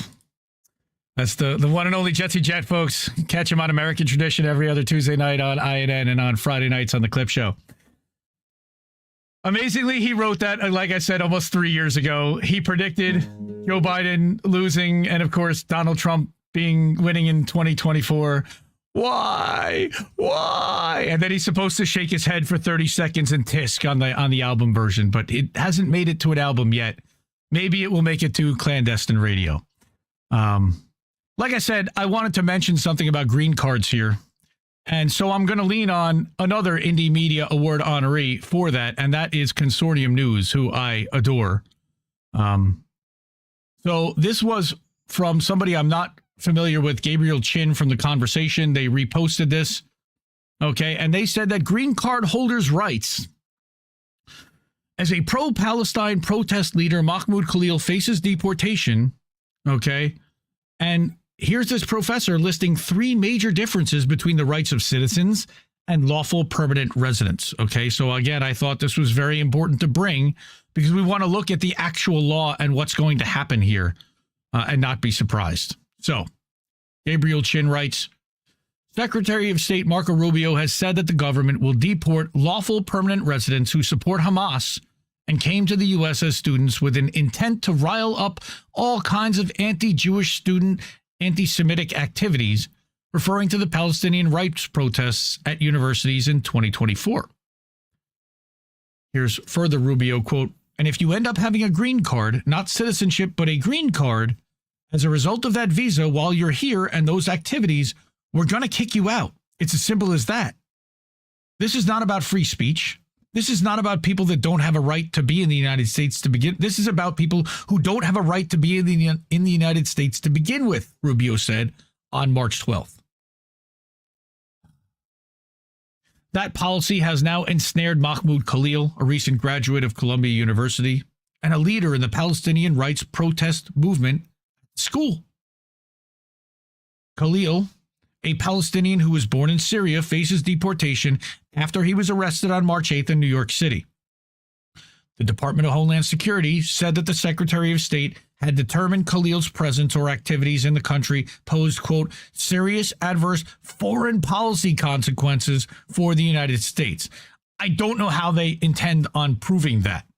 But I also want to note here that it is misrepresented that he is a leader in the Palestinian rights protest movement, because he is the negotiator. He is the go-between between the leadership and the school. And I want to make that distinction. Khalil entered the United States on a student visa in 2022. In 2024, he received a green card and became a lawful permanent resident, meaning he has the legal right to work and stay in the United States. There are an estimated 12.8 million lawful permanent residents in the country. Khalil's lawyers say that his arrest and pending deportation are, of course, unconstitutional. And this is from the protest on March 10th outside the courtroom. In many respects, the rights of lawful permanent residents and citizens are similar, yet citizens and lawful permanent residents do not enjoy equal status under the law. This is really important to understand. This is how they're going to come at him. The Supreme Court and other courts recognize that lawful permanent residents have First Amendment rights to free speech, yet the Supreme Court upheld deporting lawful permanent residents in the 1950s based on their political activity, in particular, membership in the Communist Party. So, while lawful permanent residents may not be criminally prosecuted for their political speech or activity, what they say or write may well affect their ability to remain in the U.S. if the government determines that they are a security risk. Remember the language Rubio used. I'm a scholar of immigration law. Here are the three major differences between the rights of citizens and lawful permanent residents. Number one, like he said, you have limited political rights. Lawful permanent residents are people born in other countries who can legally work and live in the U.S. for as long as they like. They may enlist in the U.S. Armed Forces, apply to become U.S. citizens, and are legally protected against discrimination by private employers. States also generally cannot discriminate against lawful permanent residents, though states may require certain groups of people, such as teachers or police, to have U.S. citizenship. Between 1820 and 1920, non-citizens routinely participated in different aspects of government, including voting, holding office, and jury service in many states and territories. That's amazing. Voting. Non-citizens voting. These days, states and the federal government generally allow only citizens to serve on juries, hold political positions, and vote. With a few exceptions, such as voting in some local elections, permanent residents are not able to do any of these things. They don't get a vote for president. The distinction between non-citizens and citizens extends to other areas of life, such as public benefits. The Supreme Court has frequently stated, in the exercise of its broad power over naturalization and immigration, Congress regularly makes rules that would be unacceptable if applied to citizens. In practice, this means that the federal government, and to a much lesser extent, states, do not offer public benefits such as Medicaid and other kinds of government support to lawful permanent residents and other non-citizens on the same basis as citizens. Now, they may offer it, but on a different basis. For example, lawful permanent residents must generally wait 5 years before becoming eligible for certain programs intended to support low-income people, such as Supplemental Security Income, SSI, and the Supplemental Nutrition Assistance Program, otherwise known as SNAP. That's food stamps. Finally, this is the one that scares all of us. Unlike citizens, lawful permanent residents can lose their legal immigration status. Yes, Congress has enacted many grounds for deporting a non-citizen or stopping them from entering the country. Some courts have found that the U.S. government can deport a lawful permanent resident because of national security or terrorism concerns, even if the person has not committed a crime. That's where they're going to get them.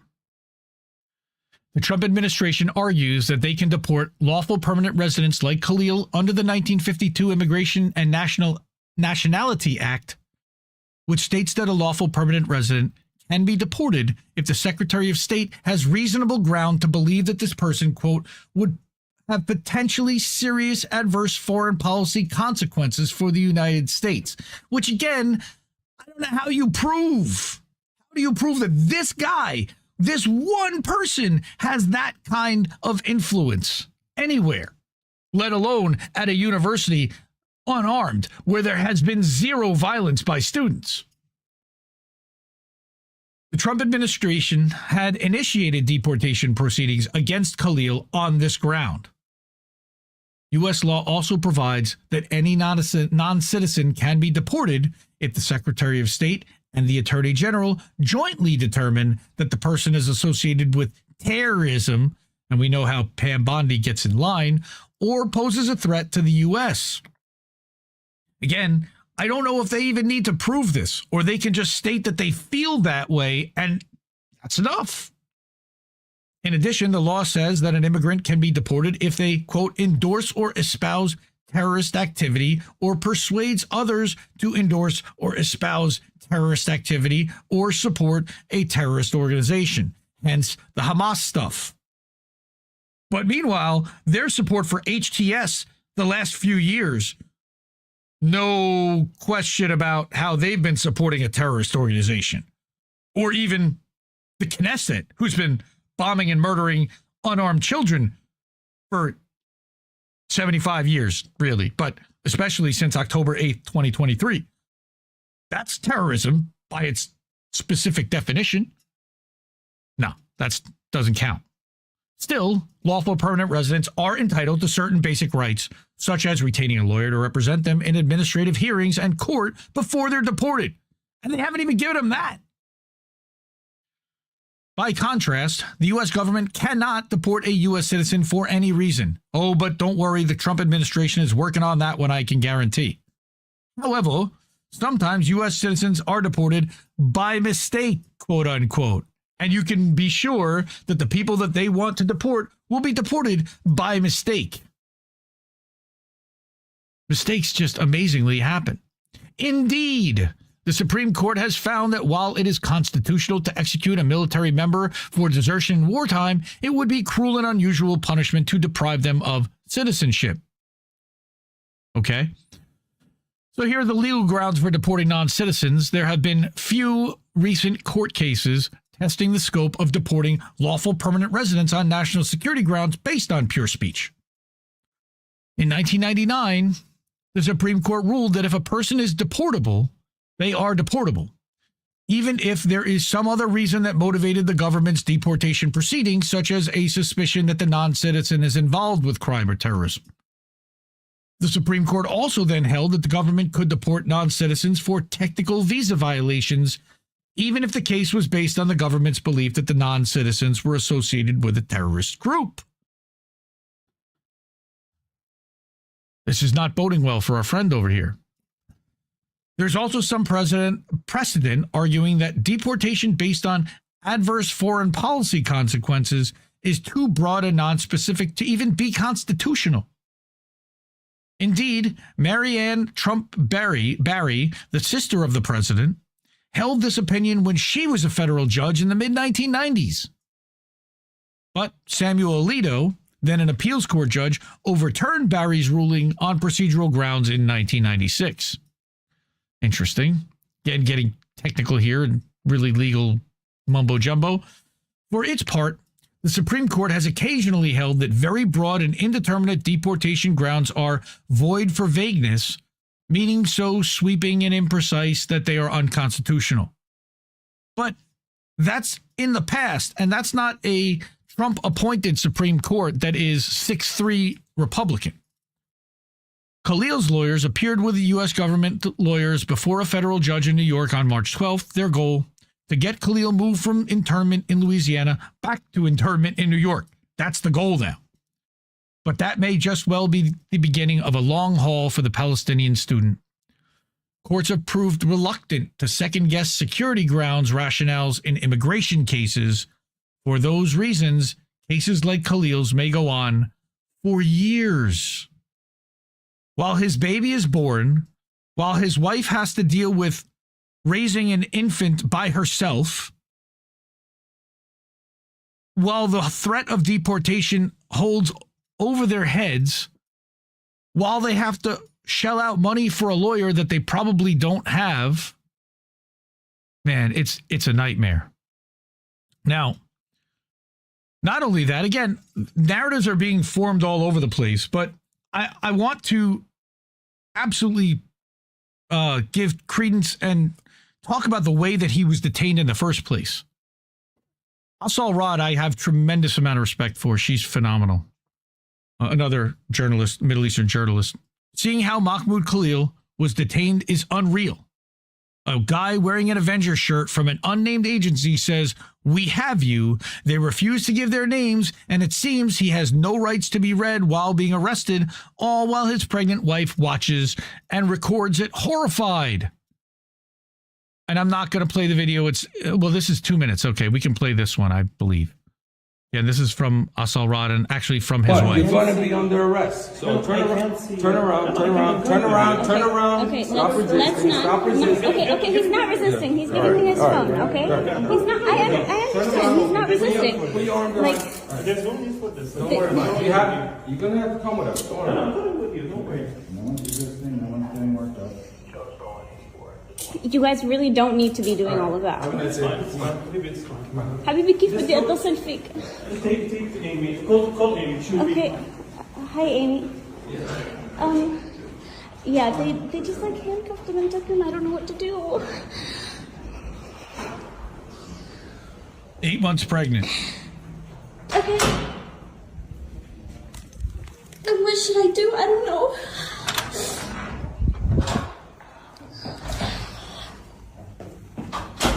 Nor.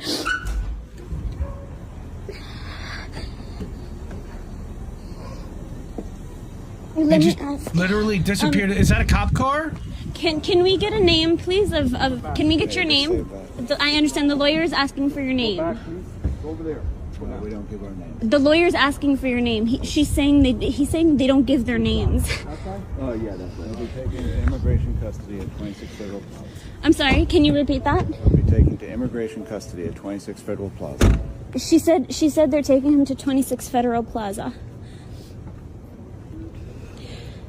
Did they never identify themselves even as ICE agents? Okay, he's got a badge on him. Can you please specify what agency is taking him? I would take a please? picture of that badge. Excuse me. They're not talking to me. I don't know. I looked. Oh, excuse me. The lawyer would like to speak to somebody. Oh my God, they're literally like running away from me. Yes, they are. Yes, bad cookies. That is illegal. That is correct. That is illegal. But who's enforcing the laws? Who's in charge right now? Unfortunately. Whatever they say apparently is the law. Now, again, all the narratives and everything going on. Now, I don't know why it's saying I'm not following Mr. Nico House, because I certainly am. Maybe I got unfollowed. But Nico House over at Hotspot made a video that I want to play. The dean of the department at Columbia University, where Mahmoud Khalil got his degree, is run by an Israeli spy, allegedly, whose job it was to surveil Arab speakers on behalf of the IDF. Yes, Mahmoud's dean was tasked by Israel to spy on people who fit his exact description. Let's watch this. A professor at the center of the Columbia deportation scandal is a former Israeli spy. Oh, I'm sorry, I'm laughing because there ain't no such thing as a former Israeli spy. Now, if you're like me, you were curious as to why Khalil was singled out of all the people who protested and organized last year at Columbia University. You see, Khalil was actually a graduate of the university's School of International and Public Affairs and was abducted by ICE. But what you might not know was that the dean of his program is Karen Yari Milo, a quote-unquote former Israeli intelligence officer. And her job as an intelligence analyst was to surveil the Arab population because of her ability to speak Arabic fluently. I mean, this intelligence analyst is still so well connected that she was able to conduct an invite-only closed event for former Prime Minister Naftali Bennett, which led to a protest of hundreds of people coming out, and the Jews for Peace at Columbia publishing on Instagram that the event should have been public and that they condemned the political project of Naftali Bennett. I don't know, man. I'm just saying. An Arabic-speaking Syrian former graduate student had a dean whose job it was to surveil his people. And it wasn't everybody who's been suspended. It isn't Jewish students who have been suspended or arrested or being threatened with deportation. It's specifically the Syrian Arab protester organizing to protest the genocide happening in Gaza. And his dean had a job of surveilling his people. I just find that a little bit suspicious, don't you think? Like I said, there's no such thing as former Israeli intelligence. Shout out to Hotspot. Go give them a follow. What are they now? It used to be at Hotspot. I don't know where they are now, what they're at now. But at Real Nico House, give him a follow. Well, I'll put that up for you, Cookies.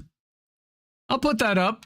Careful with that statement, Nico, because the same could be said about military intelligence, you know, like you, former, because I believe that Nico has admitted it in the past that he also is former military intelligence, potentially. Certainly Tulsi has. I also want to go to Glenn Greenwald on this one, who I'm not a big fan of, honestly. He's okay, but he's also never met a billionaire whose money he wouldn't take. So I'm not a great fan of his. And he was through the door on Rumble. He did, again, it's conflicting when it comes to Glenn. But he had a good point here that drowning yourself in the legalities of the rights of green card holders is disingenuous. And even there, it's beyond obvious that Khalil's views on Gaza were the motivator. He's speaking to his right-wing audience here. The Trump world is filled with extreme Israel loyalists who explicitly vowed to use power this way. Now, he's not saying that he isn't. He's kind of neutral, it seems, because he knows that all the money behind him certainly is pro-Israel, and he does not want to fuck with his golden goose. But he will call it out for what it is. And I give him some credit for that. What's really going on here is desperation. The reason so many, and again, he loves to use the woke stuff, the anti-woke pundits began obsessing on American campuses is fear of the growing boycott movement, which took down South Africa's apartheid regime. Censorship is a reaction to fear that they're losing public opinion, which they are when you murder children who are unarmed and you drop bombs on them. It tends to hurt public opinion about you as a country and as a people. That's just me. Thanks, Glenn. Now, this is part of a long thread. The pro-Israel right is 100% embracing all of the core premises long used to justify liberal censorship. It's so transparent as to be self-evident. They're pretending it's only the Khalil case to excuse it as just against green card holders, but it's far more sweeping. None of this is new. Israel critics have long been a prime target of censorship. In 2014, a University of Illinois professor condemned Israeli mass bombing of Gaza and lost his job. The Jewish student group said they couldn't be safe with a professor who used hate speech. Sound familiar? He said, I could literally spend all day documenting such cases where Israel critics in the U.S., many Americans, lost their jobs for that. Since October 7th, it's far worse. Laws have been passed and executive orders issued to punish Israel criticism. It was a key factor in the TikTok ban. And I'll let Glenn have the final word here. Again, this is about Tom Cotton and what a piece of shit he is. So, getting back to what the hell's going on here. All right. There's a lot of narratives, and people are trying to use this guy as a scapegoat. They're trying to make this guy into something that he may not be. They're trying to make him out to be a terrorist sympathizer, which he's not. They're trying to make him out. He is a university student, a grad student who graduated, I guess, but he's now a green card holder who had the legal right to go find work in this country and to protest on his university campus, where his wife was still attending. This man had absolute right to be doing what he was doing and to say what he was saying. And now the administration and MAGA, which has now been turned into MIGA, Make Israel Great Again, has now been manipulated to advocate against this man's free speech, which if the Biden administration had done the exact same thing, they would be screaming bloody murder from their roof, from every rooftop they could find, that this were wrong and be on Khalil's side. But, of course, Miriam Adelson said so. So Trump's in line and everybody else is in line too. All right, this is all illegal, and it may get overturned in the courts, maybe in time, maybe, but all the judges are in Trump's pocket, and it's not looking good. I'm saying, it's sad. It's not looking good for any of us, and it scares the hell out of me as a dissident reporter and journalist, to some degree. We're all at risk at this point. And because of that, we don't get monetized on YouTube. So if you would be so kind as to leave us a tip and support independent media and help us fund the media you want to see. And I thank whoever did that earlier on ko-fi.com/Indie News Network, Cash App $ Indie News Network, and paypal.me/Indie News Network. You can also sign up for free or subscribe monthly or annually at innnewsletter.com. Really appreciate everyone doing that. Really need it. We work on a value for value system here.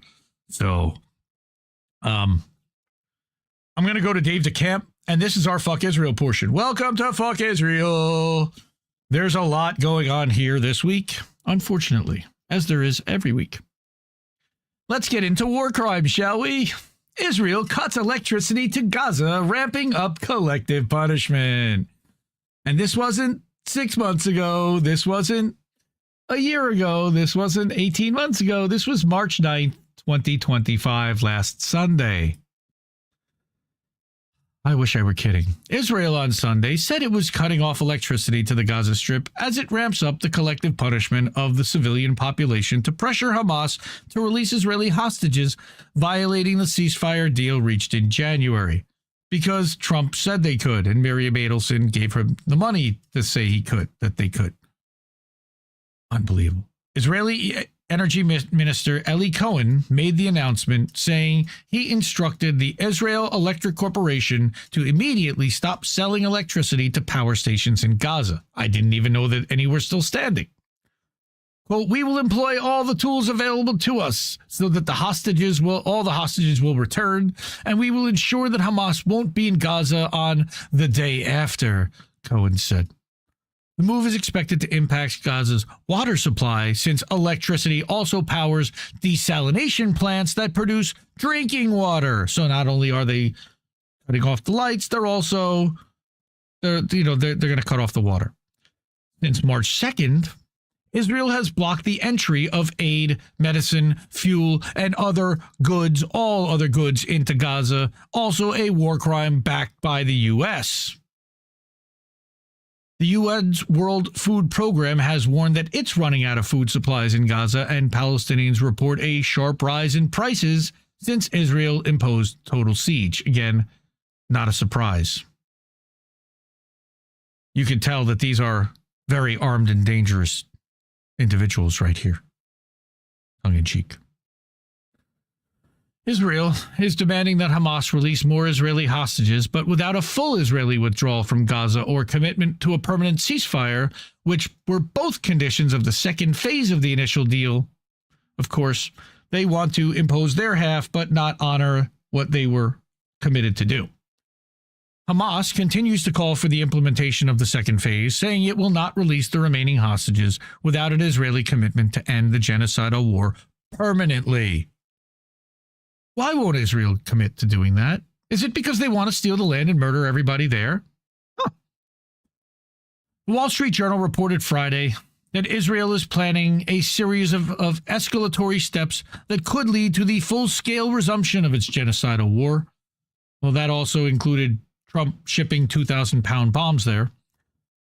The report said that after cutting all aid to Gaza, the next step was cutting off electricity and water, which they've done. After that, if Hamas doesn't agree to Israel's terms, airstrikes could resume, followed by mass displacement of Palestinians in Gaza and another Israeli invasion, because where are they going to go?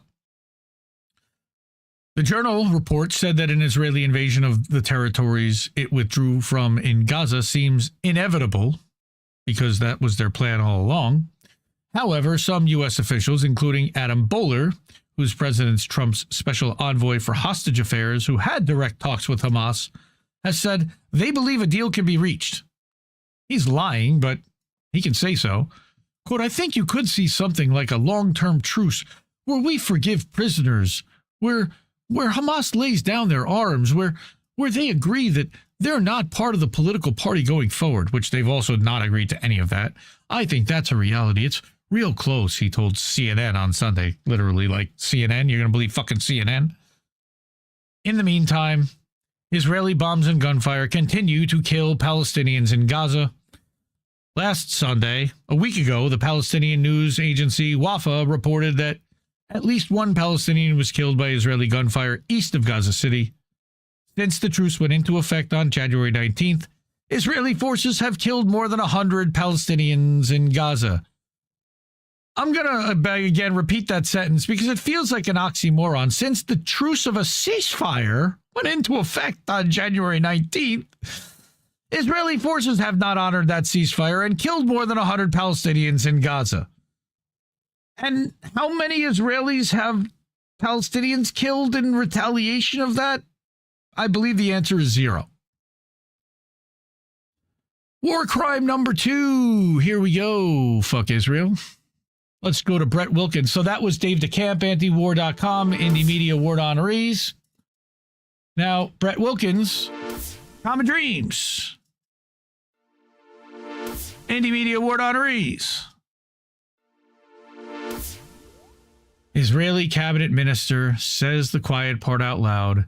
Quote, the only solution for the Gaza Strip is to empty it of Gazans, which would then be the Trump Strip then, wouldn't it? I'm not even going to use the line that she used. I'll say it later. Israeli Environmental Protection Minister Idit Silman argued Tuesday for ethnically cleansing the Gaza Strip of its Palestinian population so that the Jewish people can, quote-unquote, inherit the land, meaning steal the land, many of them believe their deity promised them in biblical times. Who are these people? Thank you, whoever that is. Quote, the only solution for the Gaza Strip is to empty it of Gazans, Tillman, a member of Israeli Prime Minister Benjamin Netanyahu's ruling Likud translation party said during an interview with Reshet Bet Radio, according to a translation by Haaretz. Thank you, Steve Gill. Quote, and I can't believe, God has sent the U.S. administration, and it's clearly telling us it's time to inherit the land, unquote. No, that's absolutely not the fucking case. That's not how it works. Last month, Republican U.S. President Donald Trump proposed that the U.S. take over Gaza, quote unquote, remove its approximately 2.1 million Palestinian inhabitants, which he admitted was down to 1.6 million, I believe, or 1.7, and transform the coastal enclave into the Riviera of the Middle East. Israeli Finance Minister scumbag Bezalel Smotrich said last Sunday that the so-called Trump plan is currently, quote-unquote, taking shape because it wasn't the Trump plan at all. It was already a plan that was in place long before that. We covered it on this show almost a year ago. Quote, it could be in single-family homes or in Trump-style towers, just to kiss his ass, but we will definitely go back there. Silman said during Tuesday's interview that, quote, Gush Katif will return. There's no question about it, unquote, referring to a former block of 17 Israeli apartheid settlements in southern Gaza that were abandoned 20 years ago. It could be in single-family homes or Trump-style towers, but we will definitely go back there. I see no other solution to terrorism. You are the terrorist, lady. The answer to terrorism is sovereignty. Yes, sovereignty for the Palestinian people, for a single state, not run by the Knesset. While proponents of the plan insist that Palestinians will leave Gaza voluntarily, because they won't, critics counter that this notion is utterly divorced from reality, as most Gazans are descendants of people who fled or were ethnically cleansed from other parts of Palestine during the establishment of the modern state of Israel in 1948, and are loath to be subjected to yet another expulsion. Many elderly Gazans are survivors of what Palestinians call the Nakba, or the catastrophe of 1948, and watch a lot of Reef and Collins coverage about the history of Palestine and how this was Lord Balfour and Jacob Rothschild and the Zionist Conference of 1898. And this went way back before World War II. This was a plan. This isn't the first time that Silman has called for the ethnic cleansing of Palestine. She made similar comments during a recent rally, and last September, she also said that Israel is, quote, on a path to inherit the West Bank, including East Jerusalem. No, steal, not inherit, steal. Murder everyone and steal. Say it. Israel has illegally occupied the territory since 1967. And hundreds of thousands of Jewish settlers have steadily usurped Palestinians by building and expanding apartheid colonies on their land. Thank you for saying that, Brett. That's courageous. Quote, we will not conquer, she asserted last year. Conquer is a progressive word that the progressives brought upon us. We inherit. No, you murder. You steal. Inheritance from the Lord. Garbage. You're fucking human garbage. Stillman rose to prominence after abandoning the previous Israeli coalition government, prompting a crisis leading to the 2022 election that gave rise to the current far-right administration. So she's as big a piece of garbage in this country as there is. And yet she continues to fail upward. She'll probably be prime minister someday. Numerous Israeli politicians, military leaders, journalists, entertainers, and others have called for genocide in Gaza or the ethnic cleansing of Palestinians from the territory.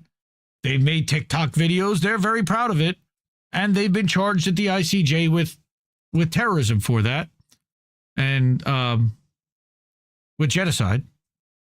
Statements from Netanyahu, members of his cabinet, Knesset lawmakers, and others have been entered as evidence in the South Africa-led genocide case in The Hague.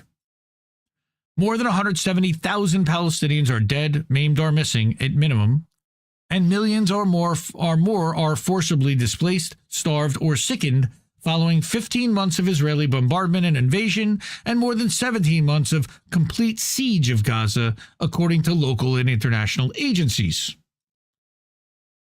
Palestine defenders argue that mass slaughter and annihilation of Gaza meet the definition of genocide under Article 2 of the Convention on the Prevention and Punishment of the Crime of Genocide.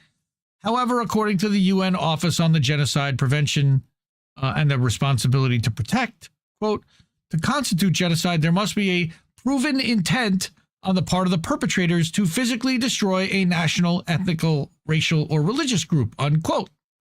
I don't think there's a doubt there has.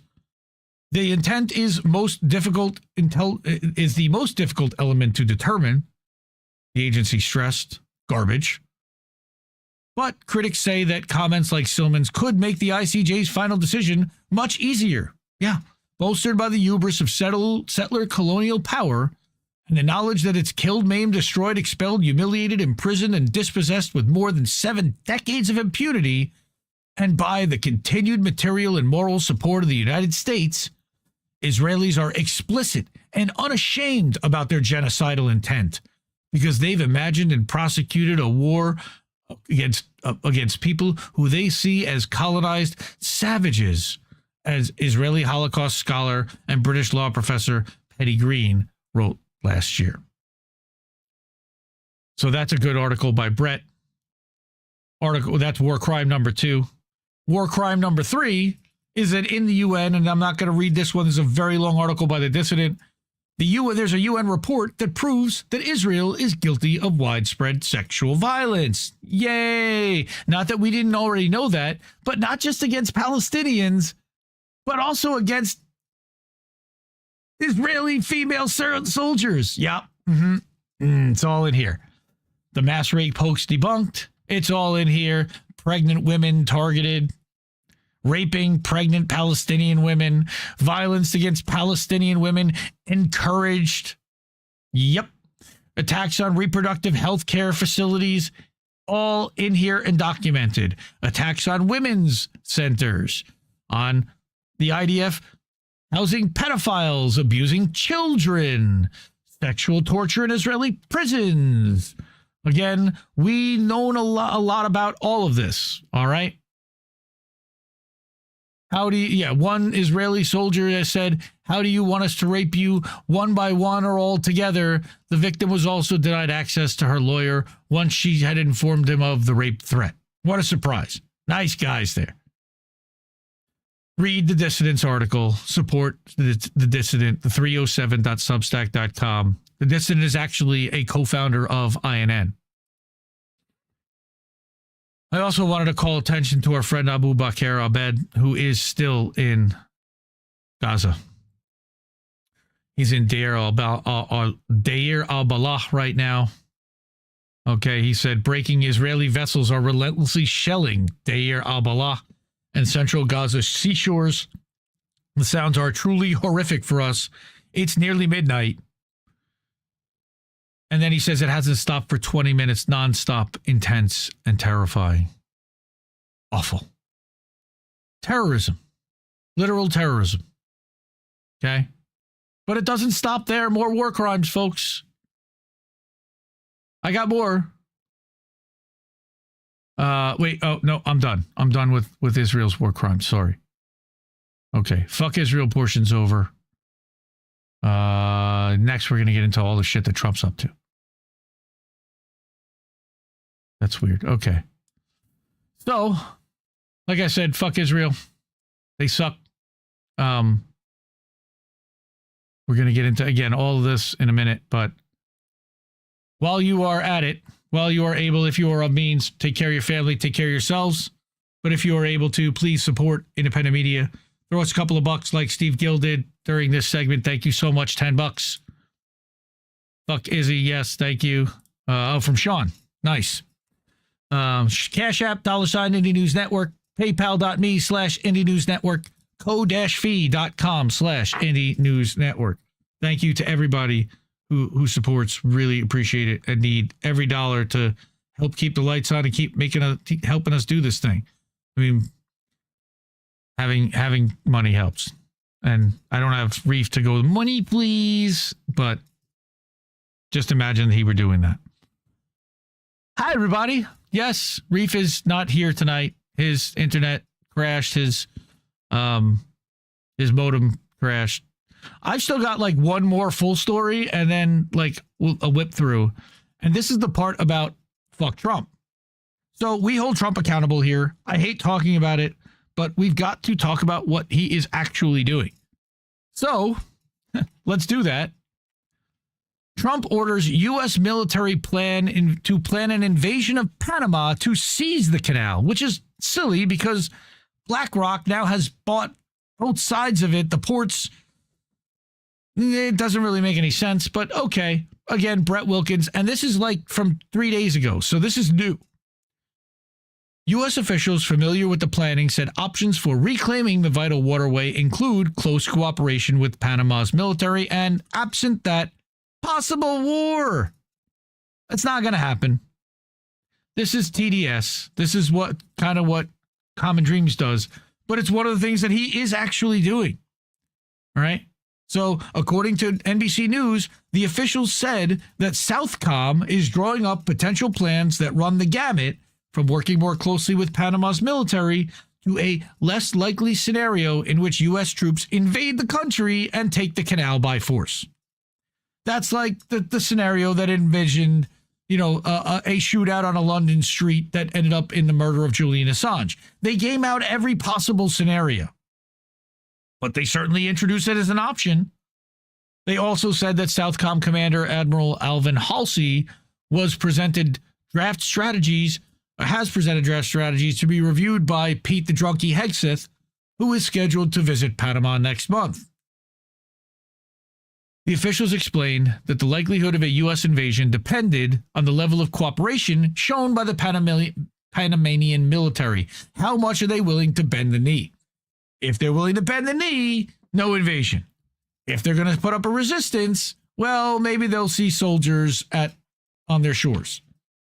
Trump has repeatedly refused to rule out the use of military force to seize control of the vital U.S.-built waterway, as well as Greenland and autonomous territory of NATO ally Denmark. Last week, during his joint address to Congress, Trump proclaimed that to further enhance our national security, my administration will be reclaiming the Panama Canal.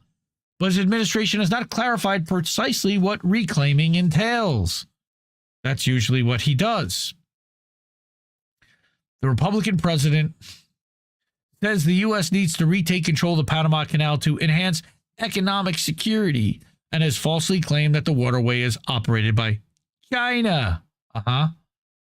Earlier this month, the New York-based investment firm BlackRock led a group of investors in a $23 billion deal to purchase ports at both ends of the Panama Canal from a Hong Kong-based conglomerate, an agreement Trump dubiously seized upon as proof that we've already started reclaiming the conduit. Panamanian President Jose Raul Molina countered that the Panama Canal is not in the process of being reclaimed. The canal is Panamanian and will continue to be Panamanian. The U.S. controlled what was formerly called the Panama Canal Zone from the time of the waterway's construction in the early 20th century, largely done by Afro-Caribbean workers, by the way, thousands of whom died in what's widely known as the world's deadliest construction project. Until then, President Jimmy Carter transferred sovereignty to Panama in the late 1970s. MAGA does not want to acknowledge that at all.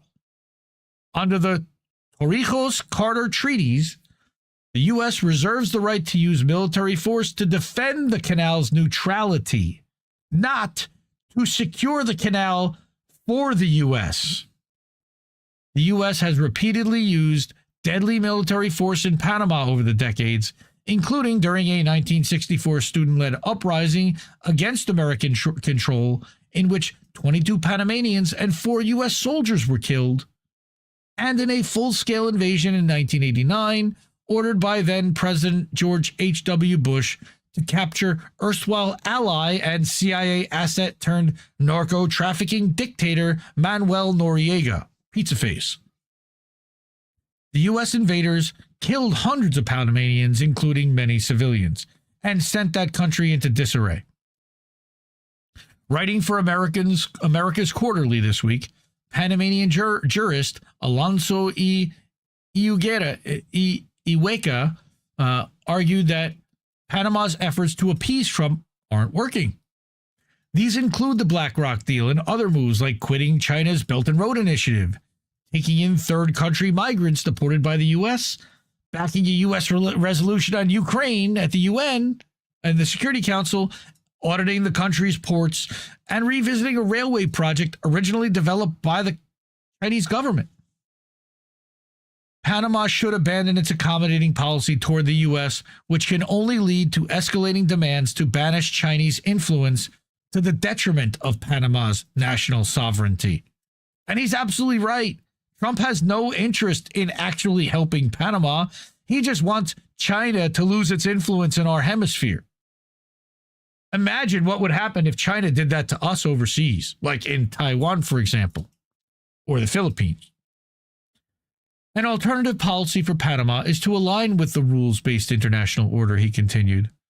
This includes establishing synergies with like-minded states which have been also affected by U.S. actions such as Canada, Mexico, Greenland, and Denmark. The country should seek to transcend the U.S.-China binary and find alternatives for alliances, which should include partners like the EU. In short, the way forward for Panama lies in replacing strategic dissonance with strategic clarity. And it sounds like cutting the United States out of the mix as much as possible, which I would advise, because they're not looking out for your best interests. Now, I also thought this one was interesting. We're going to go to a couple of articles from Reclaim the Net. Okay. This one is from March 10th. Trump sues Capital One. Yeah. Trump's business trust sued Capital One, alleging that political bias in 2021 account closures that caused financial harm and violated consumer laws. Fascinating case, okay? I would definitely check that one out. All right, Reclaim the Net. President Trump's business trust has taken legal action against Capital One, accusing the bank of shutting down its accounts due to political bias. Really funny. Filed in Miami-Dade Circuit Court on Friday, The lawsuit, brought by the Donald J. Trump Revocable Trust and Eric Trump, alleges that the Virginia-based lender violated consumer protection laws in Florida and other states. The plaintiffs seek financial compensation for what they describe as an unjustified move that disrupted their business operations. What happened? According to the lawsuit, Capital One informed Trump's businesses in March of 2021 that it would be closing hundreds of accounts holding millions of dollars within 2 months. Why did they have millions of dollars at Capital One Bank? The legal complaint broadens its argument by asserting that individuals and businesses across the country are being denied access to financial services due to their political views. That would suck, huh? Amazing. It's almost like people who would get deported due to their political views. So they actually have a copy of the lawsuit. Plaintiffs have a reason to believe that Capital One's unilateral decision came as a result of political and social motivations and Capital One's unsubstantiated woke beliefs that it needed to distance itself from President Trump and his conservative views, the lawsuit states. Amazingly, let's look at that timeline. So that was March of 2021? Isn't that like about 6 weeks after the Biden administration started? Interesting. They decided they wanted to cut ties with Trump once Trump's no longer in power. And he didn't like that very much.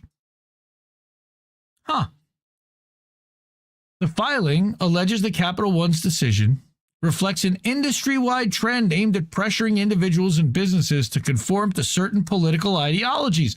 Amazing! Quote, Capital One's conduct is but one of a systemic subversive industry practice that aims to coerce the public to shift and realign their political views, it claims. But not about Israel, right, guys? However, Capital One has denied these allegations, asserting that its actions were not politically motivated, quote. Capital One has not and does not close customer accounts for political reasons, unquote, a spokesman for the bank said. Trump contends that being informed of the closures on March 8th, 2021, happy birthday to Reef then, and Sabby for that matter, with a final cutoff in June, caused substantial harm. They gave him 90 days to figure out an alternative. The lawsuit alleges that losing access to Capital One's banking services disrupted the plaintiff's ability to conduct transactions and manage their financial resources, resulting in significant losses. Well, if you had access to all these other banks, why would it matter? This development follows a broader trend in which financial institutions have severed ties with Trump's businesses. Deutsche Bank and Signature Bank also distanced themselves from him in early 2021 following the events at the U.S. Capitol. So January 6th also scared these idiots into doing this. At the same time, the Trump administration and the family were under intense legal scrutiny, facing multiple civil and criminal investigations into their financial practices. The Manhattan District Attorney has subpoenaed financial records from Trump's longtime accounting firm. I'll bet you they're not going to get that. While prosecutors question employees from Deutsche Bank, one of Trump's major lenders. That they will get, maybe. The New York Attorney General's office also conducted interviews with Trump Organization executives as part of its civil probe, but we all know that the New York AG's office is heavily biased against Trump. In July of 2021, 2 entities under the Trump Organization umbrella were indicted on tax fraud charges and subsequently found guilty. The following year, the AG's office sued the Trump family and their business, alleging a decade-long scheme to inflate asset values to secure loans. A New York State judge later ruled against the Trumps, finding them liable for a fraud and imposing a $454 million judgment, which remains under appeal, and which may end up getting paid out at some point, and all he'll do is liquidate a portion of his Trump shitcoin or his DJT stock or his World Financial Coin stake. Guy's got plenty of fucking money that he can pay that if it ever comes down to it, but he'll appeal it until he absolutely can't. Now, I haven't gone to my friend Laura at Normal Island News in a little while. I needed a little tongue-in-cheek and a little fucking snark to cover all this stuff this week because this is really horrifying shit. All right. Donald Trump's free speech plans are going extremely well. Again, this is another Indie Media Award honoree, Laura Kay, Normal Island News, class of 2024. And for those who are asking, Reef's cable modem blew out, so I'm flying solo tonight, but he'll be back next week. So Laura writes, President Trump's free speech plans are going so well that he's kidnapped a man from his home in front of his heavily pregnant wife. ICE agents disappeared Mahmoud Khalil so effectively even his lawyers couldn't find him, all because he expressed the wrong opinions. The man's terrifying message was, please stop eliminating my people. Mahmoud Khalil is a Palestinian Hamas-loving terrorist who is guilty of speaking while being brown. Again, tongue planted firmly in cheek. Among his monstrous crimes was distributing leaflets at Columbia University. This is clearly unforgivable. If your people are being slaughtered by the empire, the only acceptable thing is politely shut the fuck up. Right? And didn't Reef play that? Shut the fuck up. Legality was the justification for the abduction of Khalil, but technically there is no legal basis for deportation because the legal U.S. resident has committed no crime. Clearly, it's the law that's wrong, so we don't give a fuck about legality now.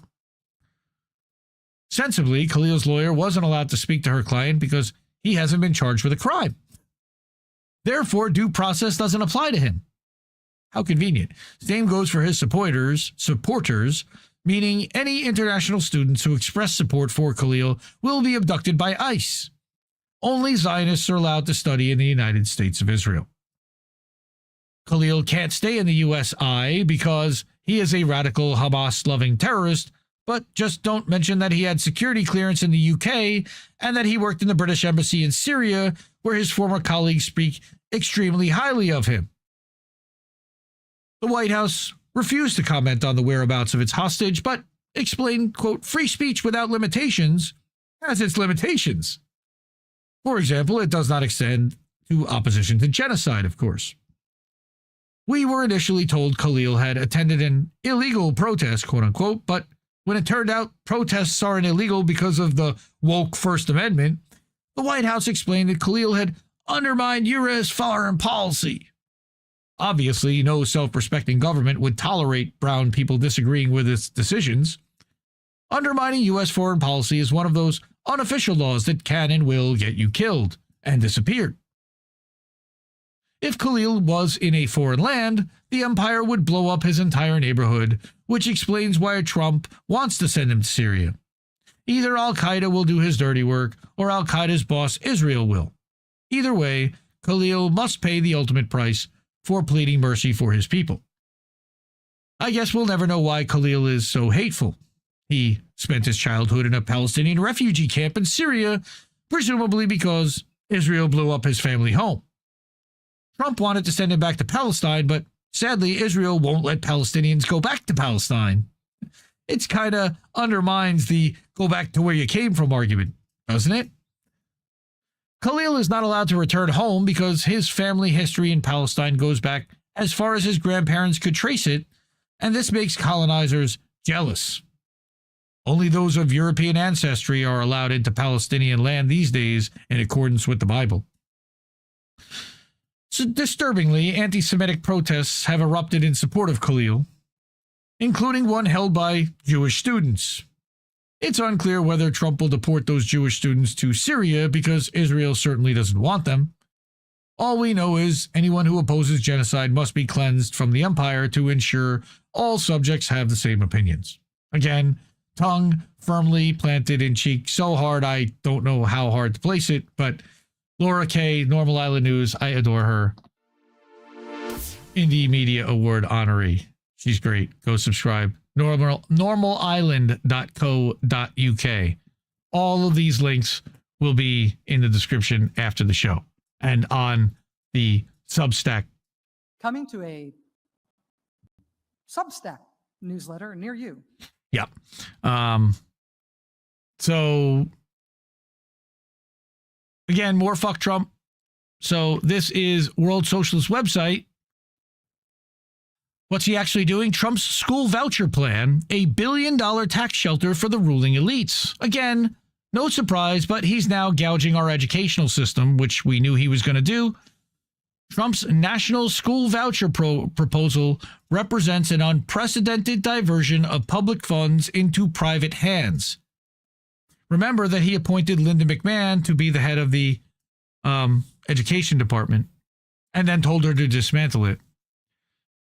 It is part of an overall plan to dismantle the right to public education being spearheaded through the destruction of the DOE.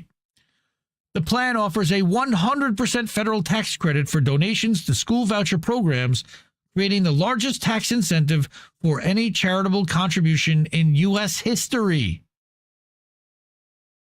The school voucher proposal being promoted by congressional Republicans is not about expanding educational opportunities, but about funneling billions of public dollars into private hands while creating a tax shelter for the ultra-wealthy. This scheme is a backdoor maneuver to privatize education while allowing corporations and wealthy individuals to avoid taxation. Ding, ding, ding, ding, ding. The plan offers a 100% federal tax for donations to school voucher programs, meaning that every dollar contributed is fully reimbursed by the government. This ensures that public education funding is directly converted into subsidies for private institutions and homeschoolers. Dangerous. The federal government would effectively be funding a parallel private education system, draining billions from public schools. Unlike tax deductions, which merely reduce taxable income, this program ensures that every dollar donated to private school scholarships is fully reimbursed by the federal government, not a deduction. The policy does not simply divert resources from public schools, it actively redistributes wealth upward.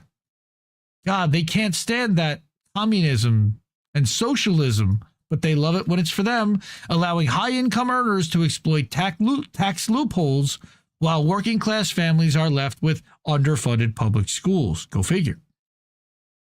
The voucher would then double as a tax shelter for the ultra-rich. The plan allows for donations of stock instead of cash. How convenient. Donors avoid capital gains taxes when stocks increase in price, then receive a tax credit for the full amount of the stock price come tax time.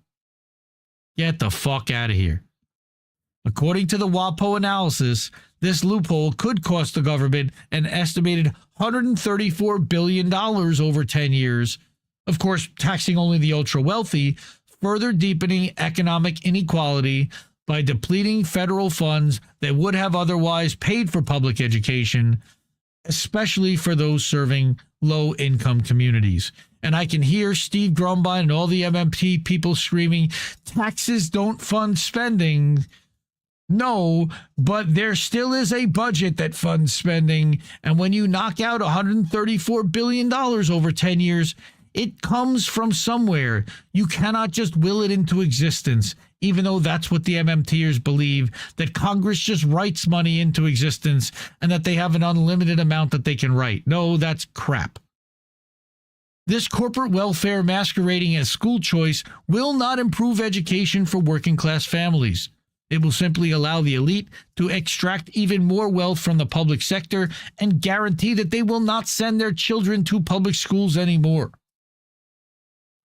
One version of the proposal would cost the federal government $5 billion a year, enough to fund about 500,000 private school vouchers at $10,000 per student. By the way, private schools cost a lot more than $10,000 per student. Another version at $10 billion annually would expand eligibility to higher income families, extending federal subsidies to those earning up to 3 times the area median income. For example, families making over $450,000 in some districts would qualify. The push for school vouchers has deep historical ties to reactionary efforts to resist public school integration. Following the Supreme Court's 1954 landmark Brown v. Board of Education decision that most of us were taught about in public school, which ruled that racial segregation in public schools was unconstitutional, overturning the separate but equal doctrine established in Plessy v. Ferguson in 1896 and mandating desegregation of schools across the country. This was the case in Alabama. This is where George Wallace had to send the National Guard in. In response to federal desegregation mandates, states introduced early forms of school vouchers to allow white families to withdraw from integrated schools and attend private segregation academies using public funds. How nice.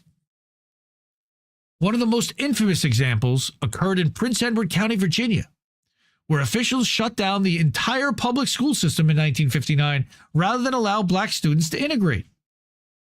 White families were given publicly funded tuition grants, early school vouchers, to attend all white private academies, while black students were left without access to formal education. In the late 1950s, white segregationists in states like Virginia and Alabama developed tuition grants, early versions of school vouchers to allow white students to attend newly private segregation academies funded by taxpayer money also. How convenient again. These schools maintained the racial exclusion while public schools were left and forced to integrate. This segregationist strategy was later refined into broader economic ideology by Milton Friedman, the libertarian economist who helped bring about the overthrow of democratically elected governments and advised authoritarian regimes, including the Chilean dictatorship of Pinochet. Friedman introduced the concept of school choice in 1955. Man, Friedman's a piece of shit. A lot of libertarians still believe and subscribe to his economic theories. I do not. Javier Milei is of the Friedman School of Economics, and he's cratering Argentina's economy right now. All right. Friedman argued that competition between public and private schools would improve education quality, a theory that ignored the historical and systemic inequalities in American schooling. His free market ideas were instrumental in the drive to defund public schools and undermine teachers' unions. In Tennessee, Governor Bill Lee successfully pushed through a sweeping voucher expansion bill, making it one of 16 states with near universal voucher access. Despite fierce opposition from educators, parents, and local officials, the bill was passed using political coercion and financial incentives in January. A key strategy involved in tying a $2,000 teacher bonus to school board approval of the voucher program, right? Local school boards were forced to opt into the legislation or risk being blamed for denying educators a much-needed pay increase. Sneaky motherfuckers. The bill's passage was further secured by threats from the conservative Club for Growth, which warned Republican lawmakers that they would face well-funded primary challengers if they opposed the plan. AIPAC, Club for Growth, bunch of shakedown artists. Of the 162 schools that have opted into the voucher program, and so we know there's a lot more of them than that, the majority are religious institutions, no surprise, reinforcing concerns that public funds are now being redirected into sectarian and unregulated education systems because they can't keep their Christianity out of my fucking schools. Or actually, they want to keep me out of their Christian schools, more like. Unlike public schools, these institutions can reject students based on religious beliefs, disabilities, or academic performance, exacerbating inequalities rather than providing meaningful choice. The anti-immigrant policies of the Trump administration are a continuation of a long-standing xenophobic legacy within the school choice agenda. Tennessee's voucher program excludes undocumented immigrants. What a surprise. And look, undocumented immigrants should probably be in public schools. They should not be getting vouchers to attend private schools. I kind of agree with that in a way. Further, proposed legislation in the state would allow public schools to deny enrollment to undocumented children. That I disagree with. Currently, Oklahoma is seeking a legal pathway to challenge Plyler v. Doe in 1983, which guarantees undocumented immigrant children the right to enroll in public schools by leveraging Trump's executive order banning federal funds for undocumented immigrants. Both states exemplify a broader right-wing effort to erode public education and scapegoat immigrant communities to justify privatization policies.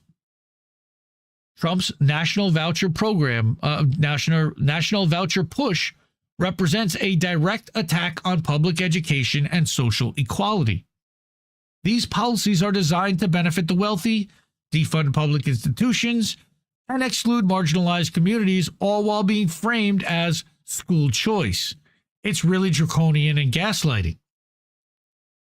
In its recent perspective, World Socialist website noted, quote, "The working class did not receive public education as a gift. It fought for it.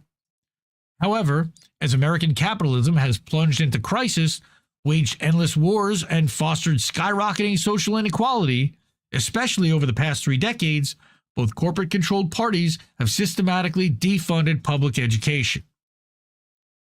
The fight for public education is inseparable from the broader struggle against inequality and the dismantling of public rights. The working class must mobilize against this assault by forming independent rank-and-file committees to organize mass opposition to school vouchers, budget cuts, and the privatization of education. Educators, parents, and students must demand the full funding and expansion of public education as a fundamental social right, rejecting the false promises of school choice, and refuse to vote for anyone that signs off on this bullshit. I mean anyone, in either party, in both parties, especially. Fuck voting, fuck the system, fuck all of this, because you vote and this is what you get. This is the result of it. This is what they claim you wanted and what you voted for. This is how they gaslight you. So what I say is, don't participate. Fuck them. Now I see Golden Monarch in the chat. We're going to talk a minute about crypto. Yes. How bad is Trump on crypto? Let's find out. And I'm going to refresh this now. Now, popular information. I used to be a huge fan of this outlet, but they have done some shit that I am not a huge fan of at all. And they have shown that they are not really advocates for free speech, even though they claim they are. Because they never once fought for Julian Assange. Garbage. They also have done some other shit too, but that was the biggest one. Now, I'm going to play this because this is, they piss people off because they do follow the money.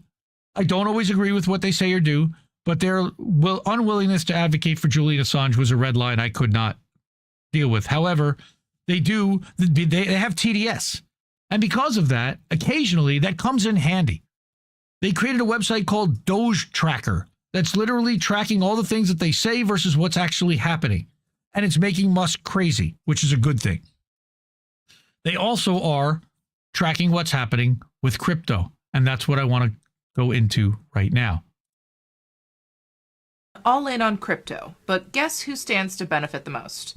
You guessed it, Trump. First, he's out here pushing a meme coin. Then he's collecting a cut from a separate crypto company called World Liberty Financial. And now he's creating a federal crypto strategic reserve. This all started with an executive order on Trump's 3rd day back in office. It created a working group to explore a national digital asset stockpile. Basically, the government could hoard crypto, including Bitcoin, XRP, Solana, and Cardano. And why would the US government need a crypto reserve? Arguments can be made for oil, but there is no scenario where a bunch of XRP can help in a crisis. But you know who this does help? Ripple. They own nearly half of all XRP, and Trump just put it on the map. Once upon a time, the SEC went after Ripple for allegedly selling XRP as an unregistered security. That case is still pending, but now Ripple is suddenly scoring political points. Ripple's CEO has been cozying up to Donald Trump, and now he's on the short list for Trump's Crypto Advisory Council. Then we've got David Sachs, a venture capitalist with major crypto ties. He says that he sold off his crypto holdings, but his firm, Craft Ventures, is invested in Bitwise, a company that just so happens to hold the exact 5 holdings that Trump named for his reserve. Huh. When this started getting attention, suddenly the Craft Ventures website Trump has launched to say they exited their investment. One of the to be in his reserve. Let us know what you think in the comments. This is popular information. Read the full report on popular.info and follow along here for more accountability journalism. Trump has gone. Well, accountability journalism, as long as it's not about Julian Assange. Fuck them. But this was a good report on meme coins and on crypto and on Trump and on the strategic Bitcoin reserve and crypto reserve. And there is really no value to holding a strategic crypto reserve other than it's going to benefit him and the crypto industry, which bought him off. There's the thing about suing Capital One. Next. This is really bad. The Take It Down Act, a censorship weapon disguised as protection. Now, this is another one from Reclaim the Net, the same writer that wrote before about Trump suing Capital One. The Take It Down Act, again, is a censorship weapon disguised as protection. The shoot first, ask questions later censorship mechanism with no recourse. I don't possibly see that this could be a problem. Do you? President Trump has thrown his support behind the Take It Down Act, a bill designed to combat the spread of non-consensual, intimate imagery. Do you hear that, cookies? Including AI-generated deepfakes. Do you hear that, everyone in the Hard Lens Discord? The legislation has gained momentum, particularly with First Lady Melania Trump, do you even care, backing the effort, and Trump himself endorsing it during his March 4th address to Congress. We obtained a copy of the bill for you here. The Senate just passed the Take It Down Act. Once it passes the House, I look forward to signing that bill into law, and I'm going to use that bill for myself if you don't mind, because nobody gets treated worse than I do online. Nobody. While this comment was likely tongue-in-cheek, it highlights an important question. How will this law be enforced, and who will benefit the most from it? The rise of AI-generated explicit content and the increasing problem of revenge porn are serious concerns. Victims of NCII have long struggled to get harmful content removed, often facing bureaucratic roadblocks while the damage continues to spread. The Take It Down Act aims to give individuals more power to protect themselves online, in theory. However, as with many internet regulations, the challenge is in the details.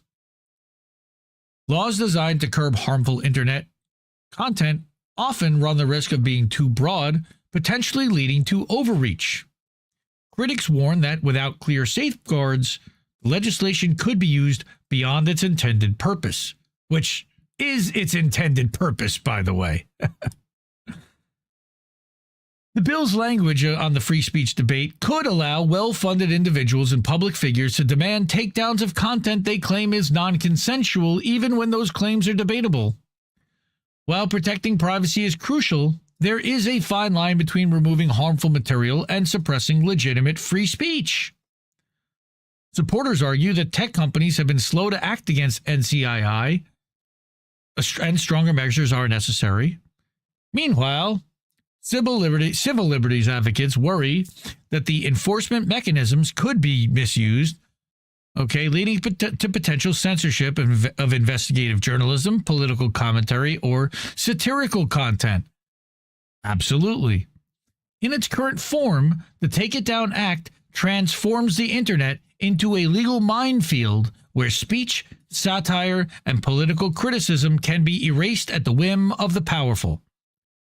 By failing to require proof before content is removed, the bill creates a system where accusations alone are enough to justify censorship. Does that sound familiar, like the case of Mahmoud Khalil? That means politicians, celebrities, and corporations will have a new government-backed method to scrub the internet of anything they find inconvenient. Now, what's really funny is this reminds me of when that AI Taylor Swift stuff started going viral all across the internet. The nude AI Taylor Swift stuff showing her in all kinds of crazy stuff. And everybody wanted to pass laws to prevent that from happening, to protect Tay-Tay. Recent incidents highlight just how dangerously subjective the bill's definitions are. An AI-generated video of Trump and Elon Musk depicting the president kissing Musk's feet recently went viral. Well, under the language of the Take It Down Act, such a video could arguably fall under the category of NCII, even though it contains no nudity or explicit content. The bill defines violations as involving an quote-unquote identifiable individual engaged in sexually explicit conduct, a vague standard that leaves room for expansive interpretation. Because foot fetishes could be considered sexual, that certainly could be, in some cases, deemed to be sexual. Gross. Similarly, during the 2024 election, an image of then Vice President Kamala Harris and her running mate Tim Walz circulated online.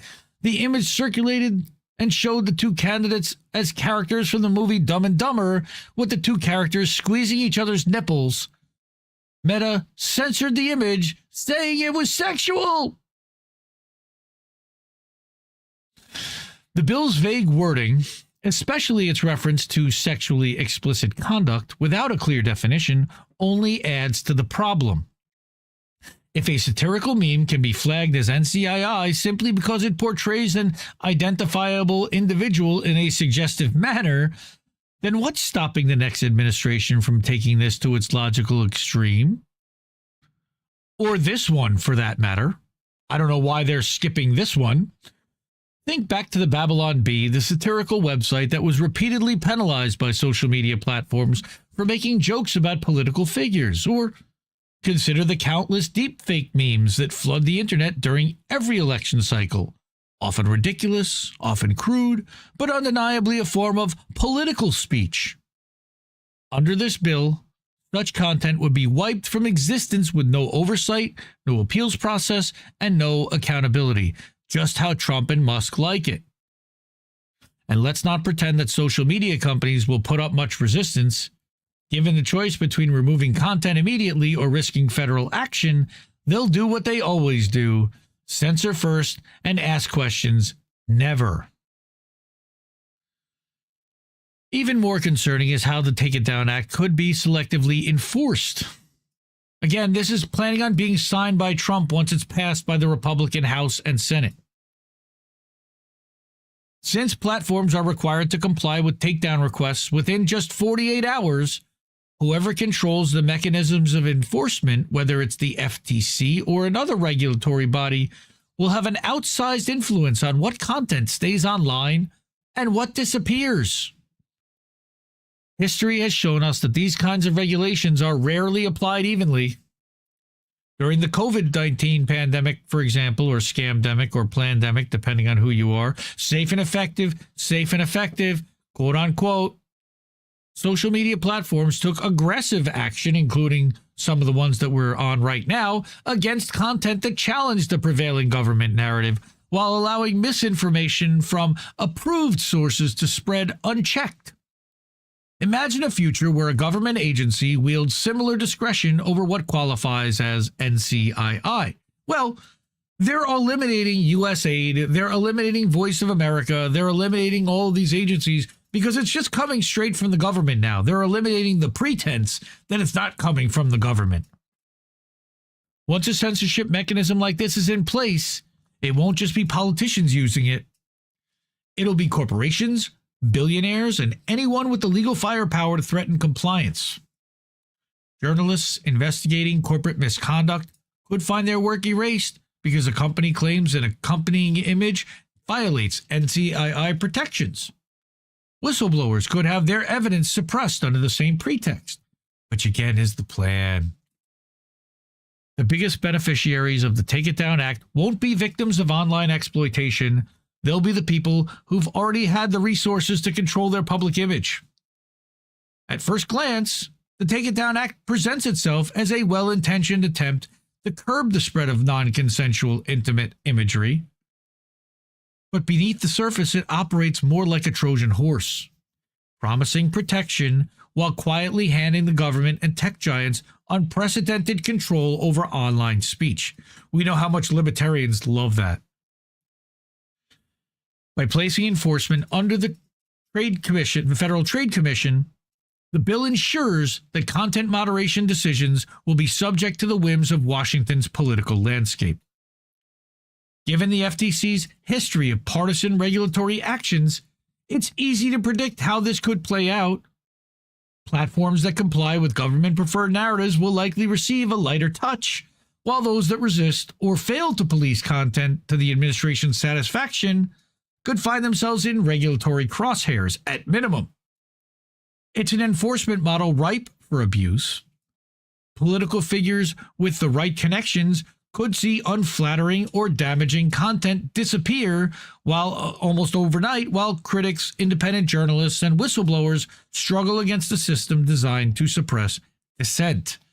And it's funny, I saw a tweet by the Quartering saying like, hey, let's hang out with Rumble. I've got a line directly to the CEO, because access journalism is absolutely what they're all about.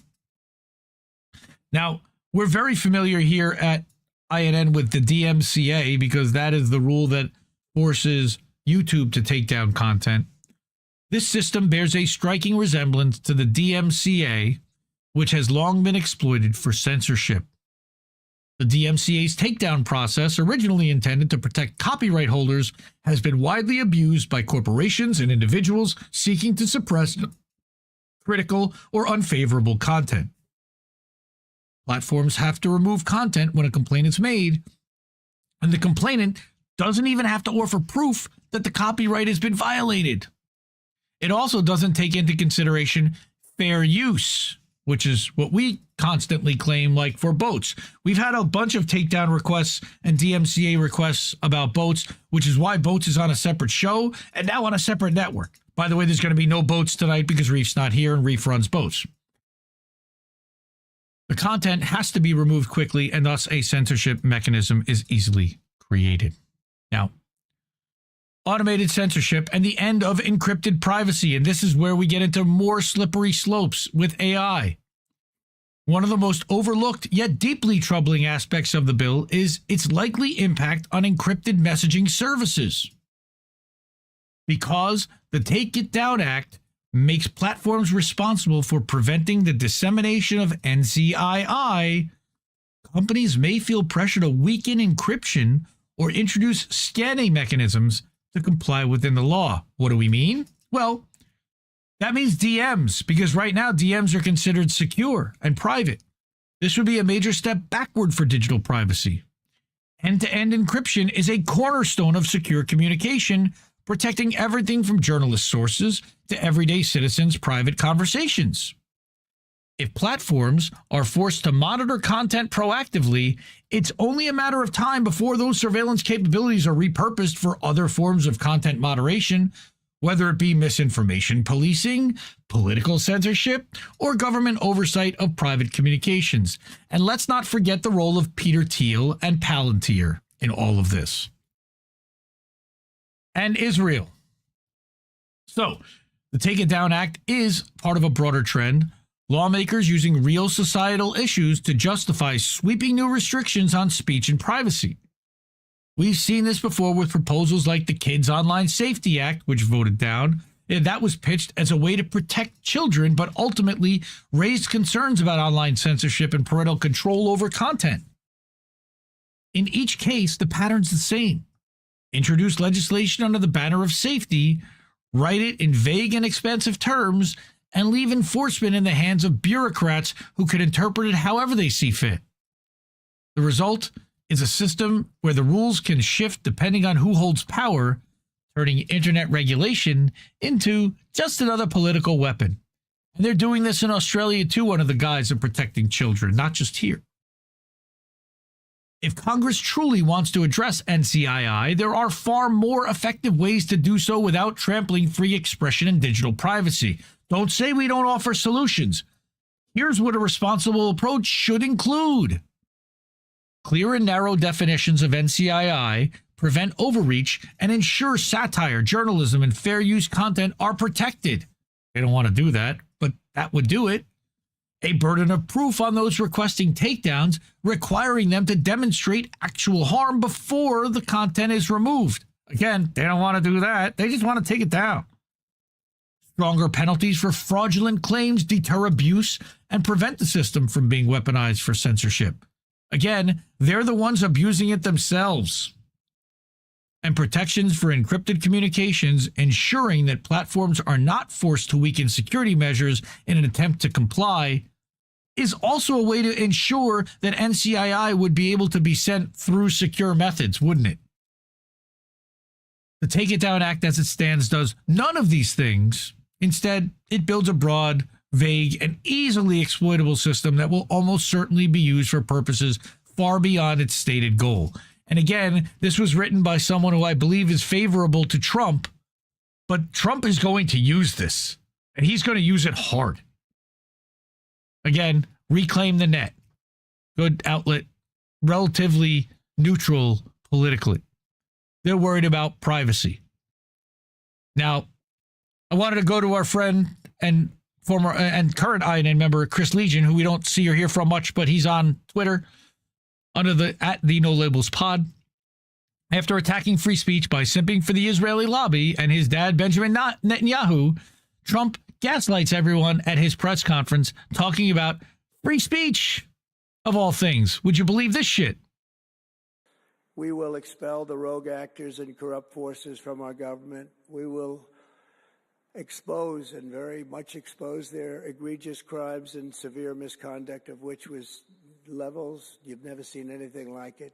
It's going to be legendary. They can't even name the crime. Legendary for the people that are able to seek it out and bring justice. We will restore the scales of justice in America, and we will ensure that such abuses never happen again in our country. And that's why on day one I signed an executive order banning all government censorship and directing the removal of every bureaucrat who conspired to attack free speech and many other things and values. Much free, all the speech, just wow. We will expel the rogue actors and corrupt forces from... Fucking insane. Talking out of both sides of his mouth. Again, shout out to Hotspot.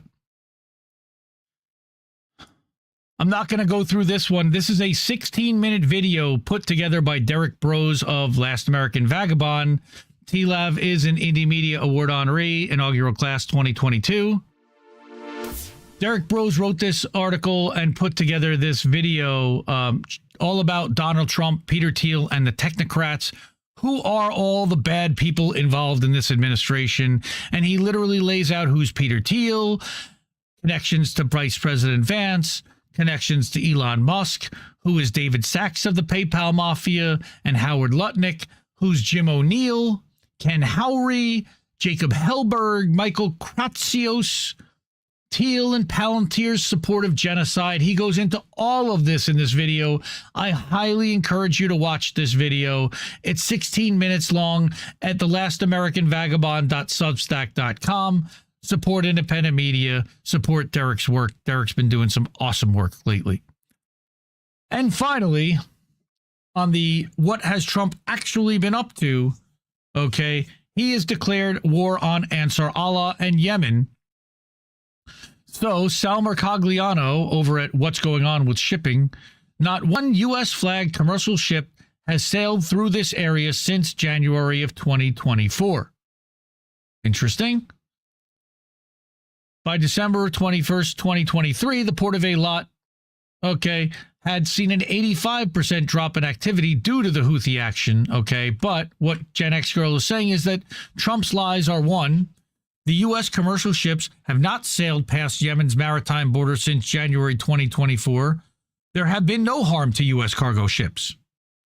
The Houthis attacked ships to and from Israel's port of Eilat, causing an 85% drop in port activity and causing that port to go bankrupt.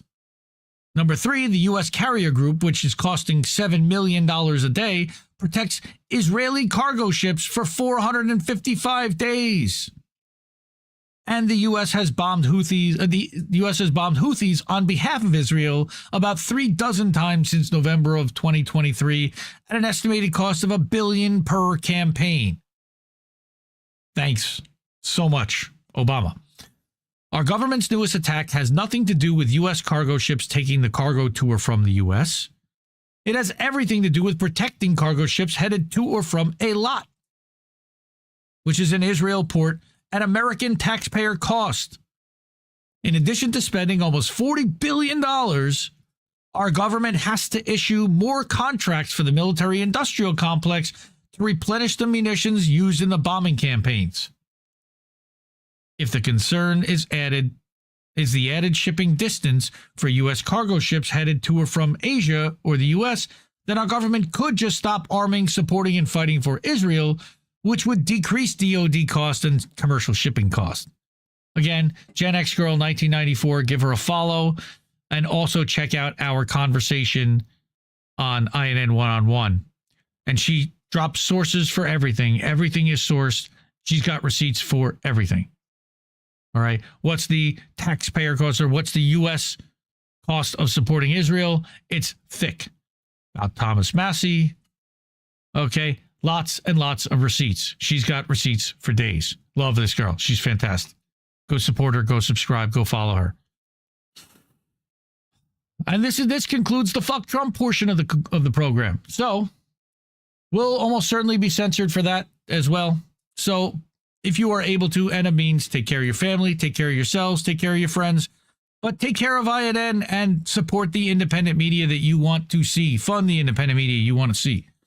Cash App, $, Indie News Network, co-fi.com/Indie News Network, paypal.me/Indie News Network, and you can also do it at innnewsletter.com monthly or annually, but please do it at one of the other three places instead. Okay. I still have a few more things to go. I know that we are not going to do boats, so I figured I would just take up all that time anyway and do some more stories. Well, not more stories, but I wanted to cover, and I didn't get enough of these tweets with videos and stuff, but Chase Miller lives in Oklahoma, friend of the show, friend of the network, and had to evacuate, as did Halo Benson. They are safe. They are okay. But there was devastating tornadoes and wildfires yesterday in Oklahoma. So I wanted to call attention to that, and prayers for everybody there. This was last night that there were an estimated 250 houses and up to 100 additional structures lost. The day is now officially the worst fire day across all of Oklahoma history. Fires believed to be man-made now come the task of finding out if it was accident or arson. Over 175,000 acres are estimated to have burned. The governor's ranch was a total loss, dozens of vehicles, cattle, livestock. Some areas are still without power, and there are some of the photographs burned down to the foundations. And some of the pictures of some of the wildfires, and God, draconian, just awful. All right. So, and follow Jeff Storm Jockey, who I have blocked for some reason. I don't know why, but I do.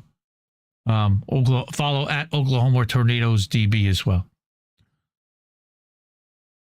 Finally, I wrote an article that was partially motivated by a couple of things.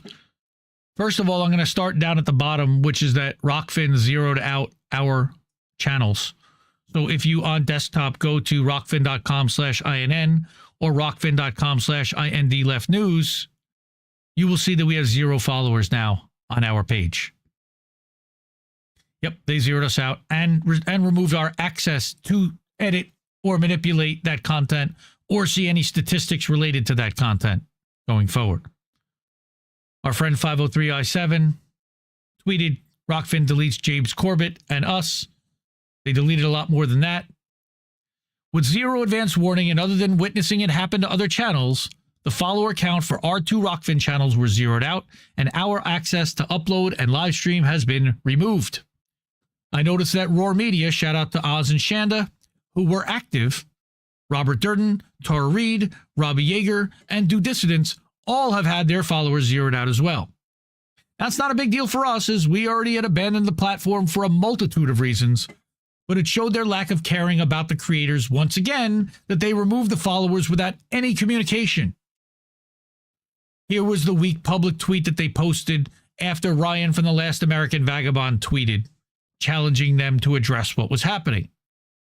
Ryan says, okay, Rockfin, we need some answers. Either you address a clear shift in principles or explain to us why this is happening. It appears you now have removed all followers from Corbett, Indie Left News, and What Truth Pod. That's Wheezy. Okay. Gardner Goldsmith says, I'm down as well. No notice. They have donations made to my channel. I never withdrew a penny. They need to proceed with some respectability and handle the finances properly as well. Keep in touch all, and thank you for your quick work. And I did take photographs, screen caps of all 5 of those channels to show that they are zeroed out with their Rockfin followers right now. Also, again, Robbie Yeager. Shout out to Robbie Yeager. Wherever you are, Robbie, we love you. Rockfin's weak-ass excuse was, number one, yes, they put out a 3-tweet thread. We removed channels that were treating our platform like YouTube or Rumble. That's not where we are. We're a premium bundled network, not an ad-based platform. We've evolved, and the landscape has too. Unlike YouTube and Rumble, we don't rely on advertising. We operate on a subscription model. If you had fewer than 4 paying subscribers over several years, which is pretty much what we were, this probably isn't the right platform for you. T-Lab wasn't like that. Slow News Day and AM Wake Up weren't like that. Grand Theft World isn't like that. Some channels are costing us thousands in streaming fees. Not us, because we haven't been streaming there. While having just 1 subscriber. This doesn't make sense for us. We've provided the space to grow, but not every platform is the right fit for every creator. You also haven't supported your creators at all. Fine, but isn't it their responsibility to communicate that beforehand as a business? Well, I guess not. Now, they had sent out an email to one creator who had challenged them and asked them about this weeks ago, saying, we're doubling down on creators who are actively building their audience, driving recurring revenue through premium content. And unfortunately, your channel hasn't hit the momentum needed, and we'll be revoking your publishing permissions. They didn't send this to everyone. Send it to one person. They should have sent that to everyone that they did this to. This also happened to Troubled Minds, Mariam Hanine, the Bee Lady, Jay Buffont, Marcus Cage of the Political Matrix. Now, I've been documenting since 6 months ago today, interestingly enough, just how fucked up Rockfin is and just what they've done to us and to creators. Just interesting that it is 6 months to the day that this all goes down.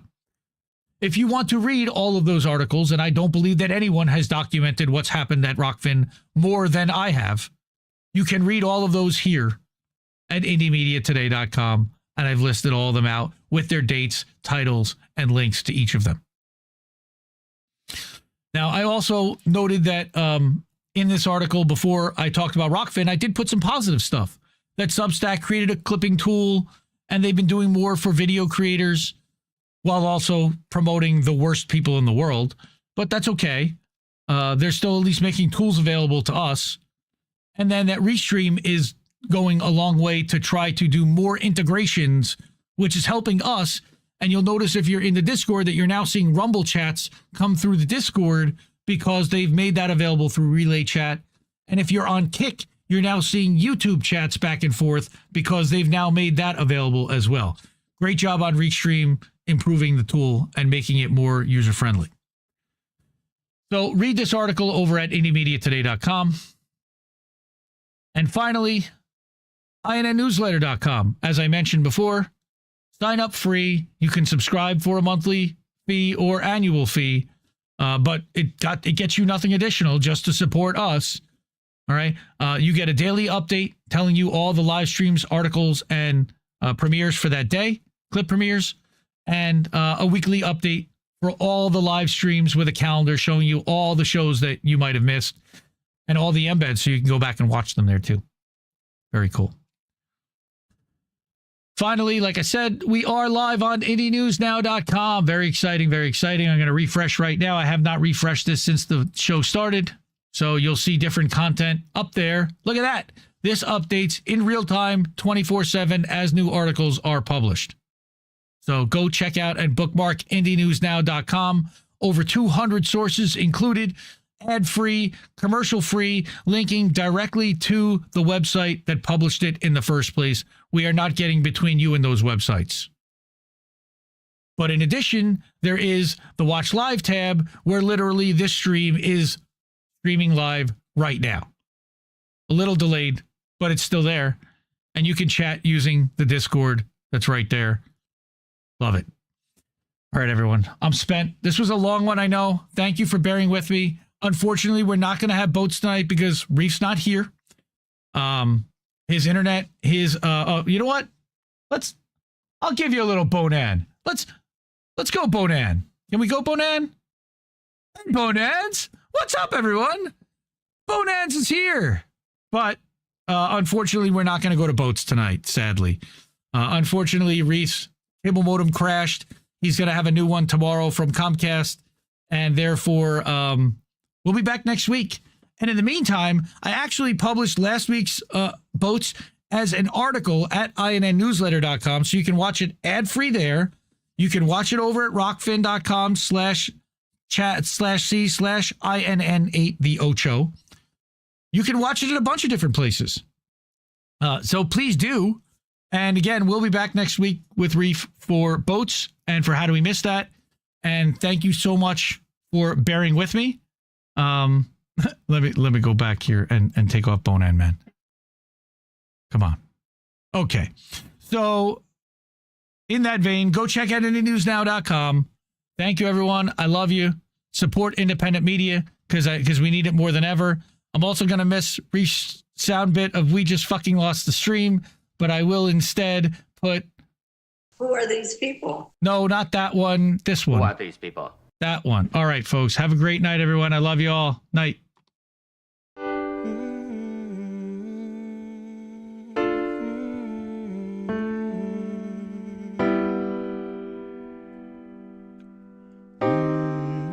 I think I liked it better being blind, when I couldn't read between the lines, and when I couldn't see the cracks in the structure that lay bare before me the whole time.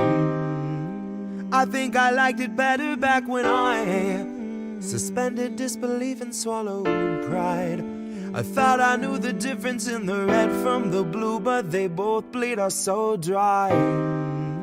They both bleed us so dry. My favorite songs don't hit the same way. I get to the end of a 4-minute track and I'm only looking back thinking, what did they actually say? Can't keep giving us nothing and think we're bluffing about coming for your heads. Why play civil if you won't listen to 50,000 dead? And now we know our mission, we form a militia, make Congress a prison. No, I play civil when all these dead won't make you listen. What's more American than slaying your oppressors? What's more American than liberty or death first? God, I thought we were founded on abolishing the tyranny of those who would starve a village all to live empirically. And I regret that I have only one life to give for my cause now that I can see the cause so clearly. See, I want our leaders, regardless of party, to fear me.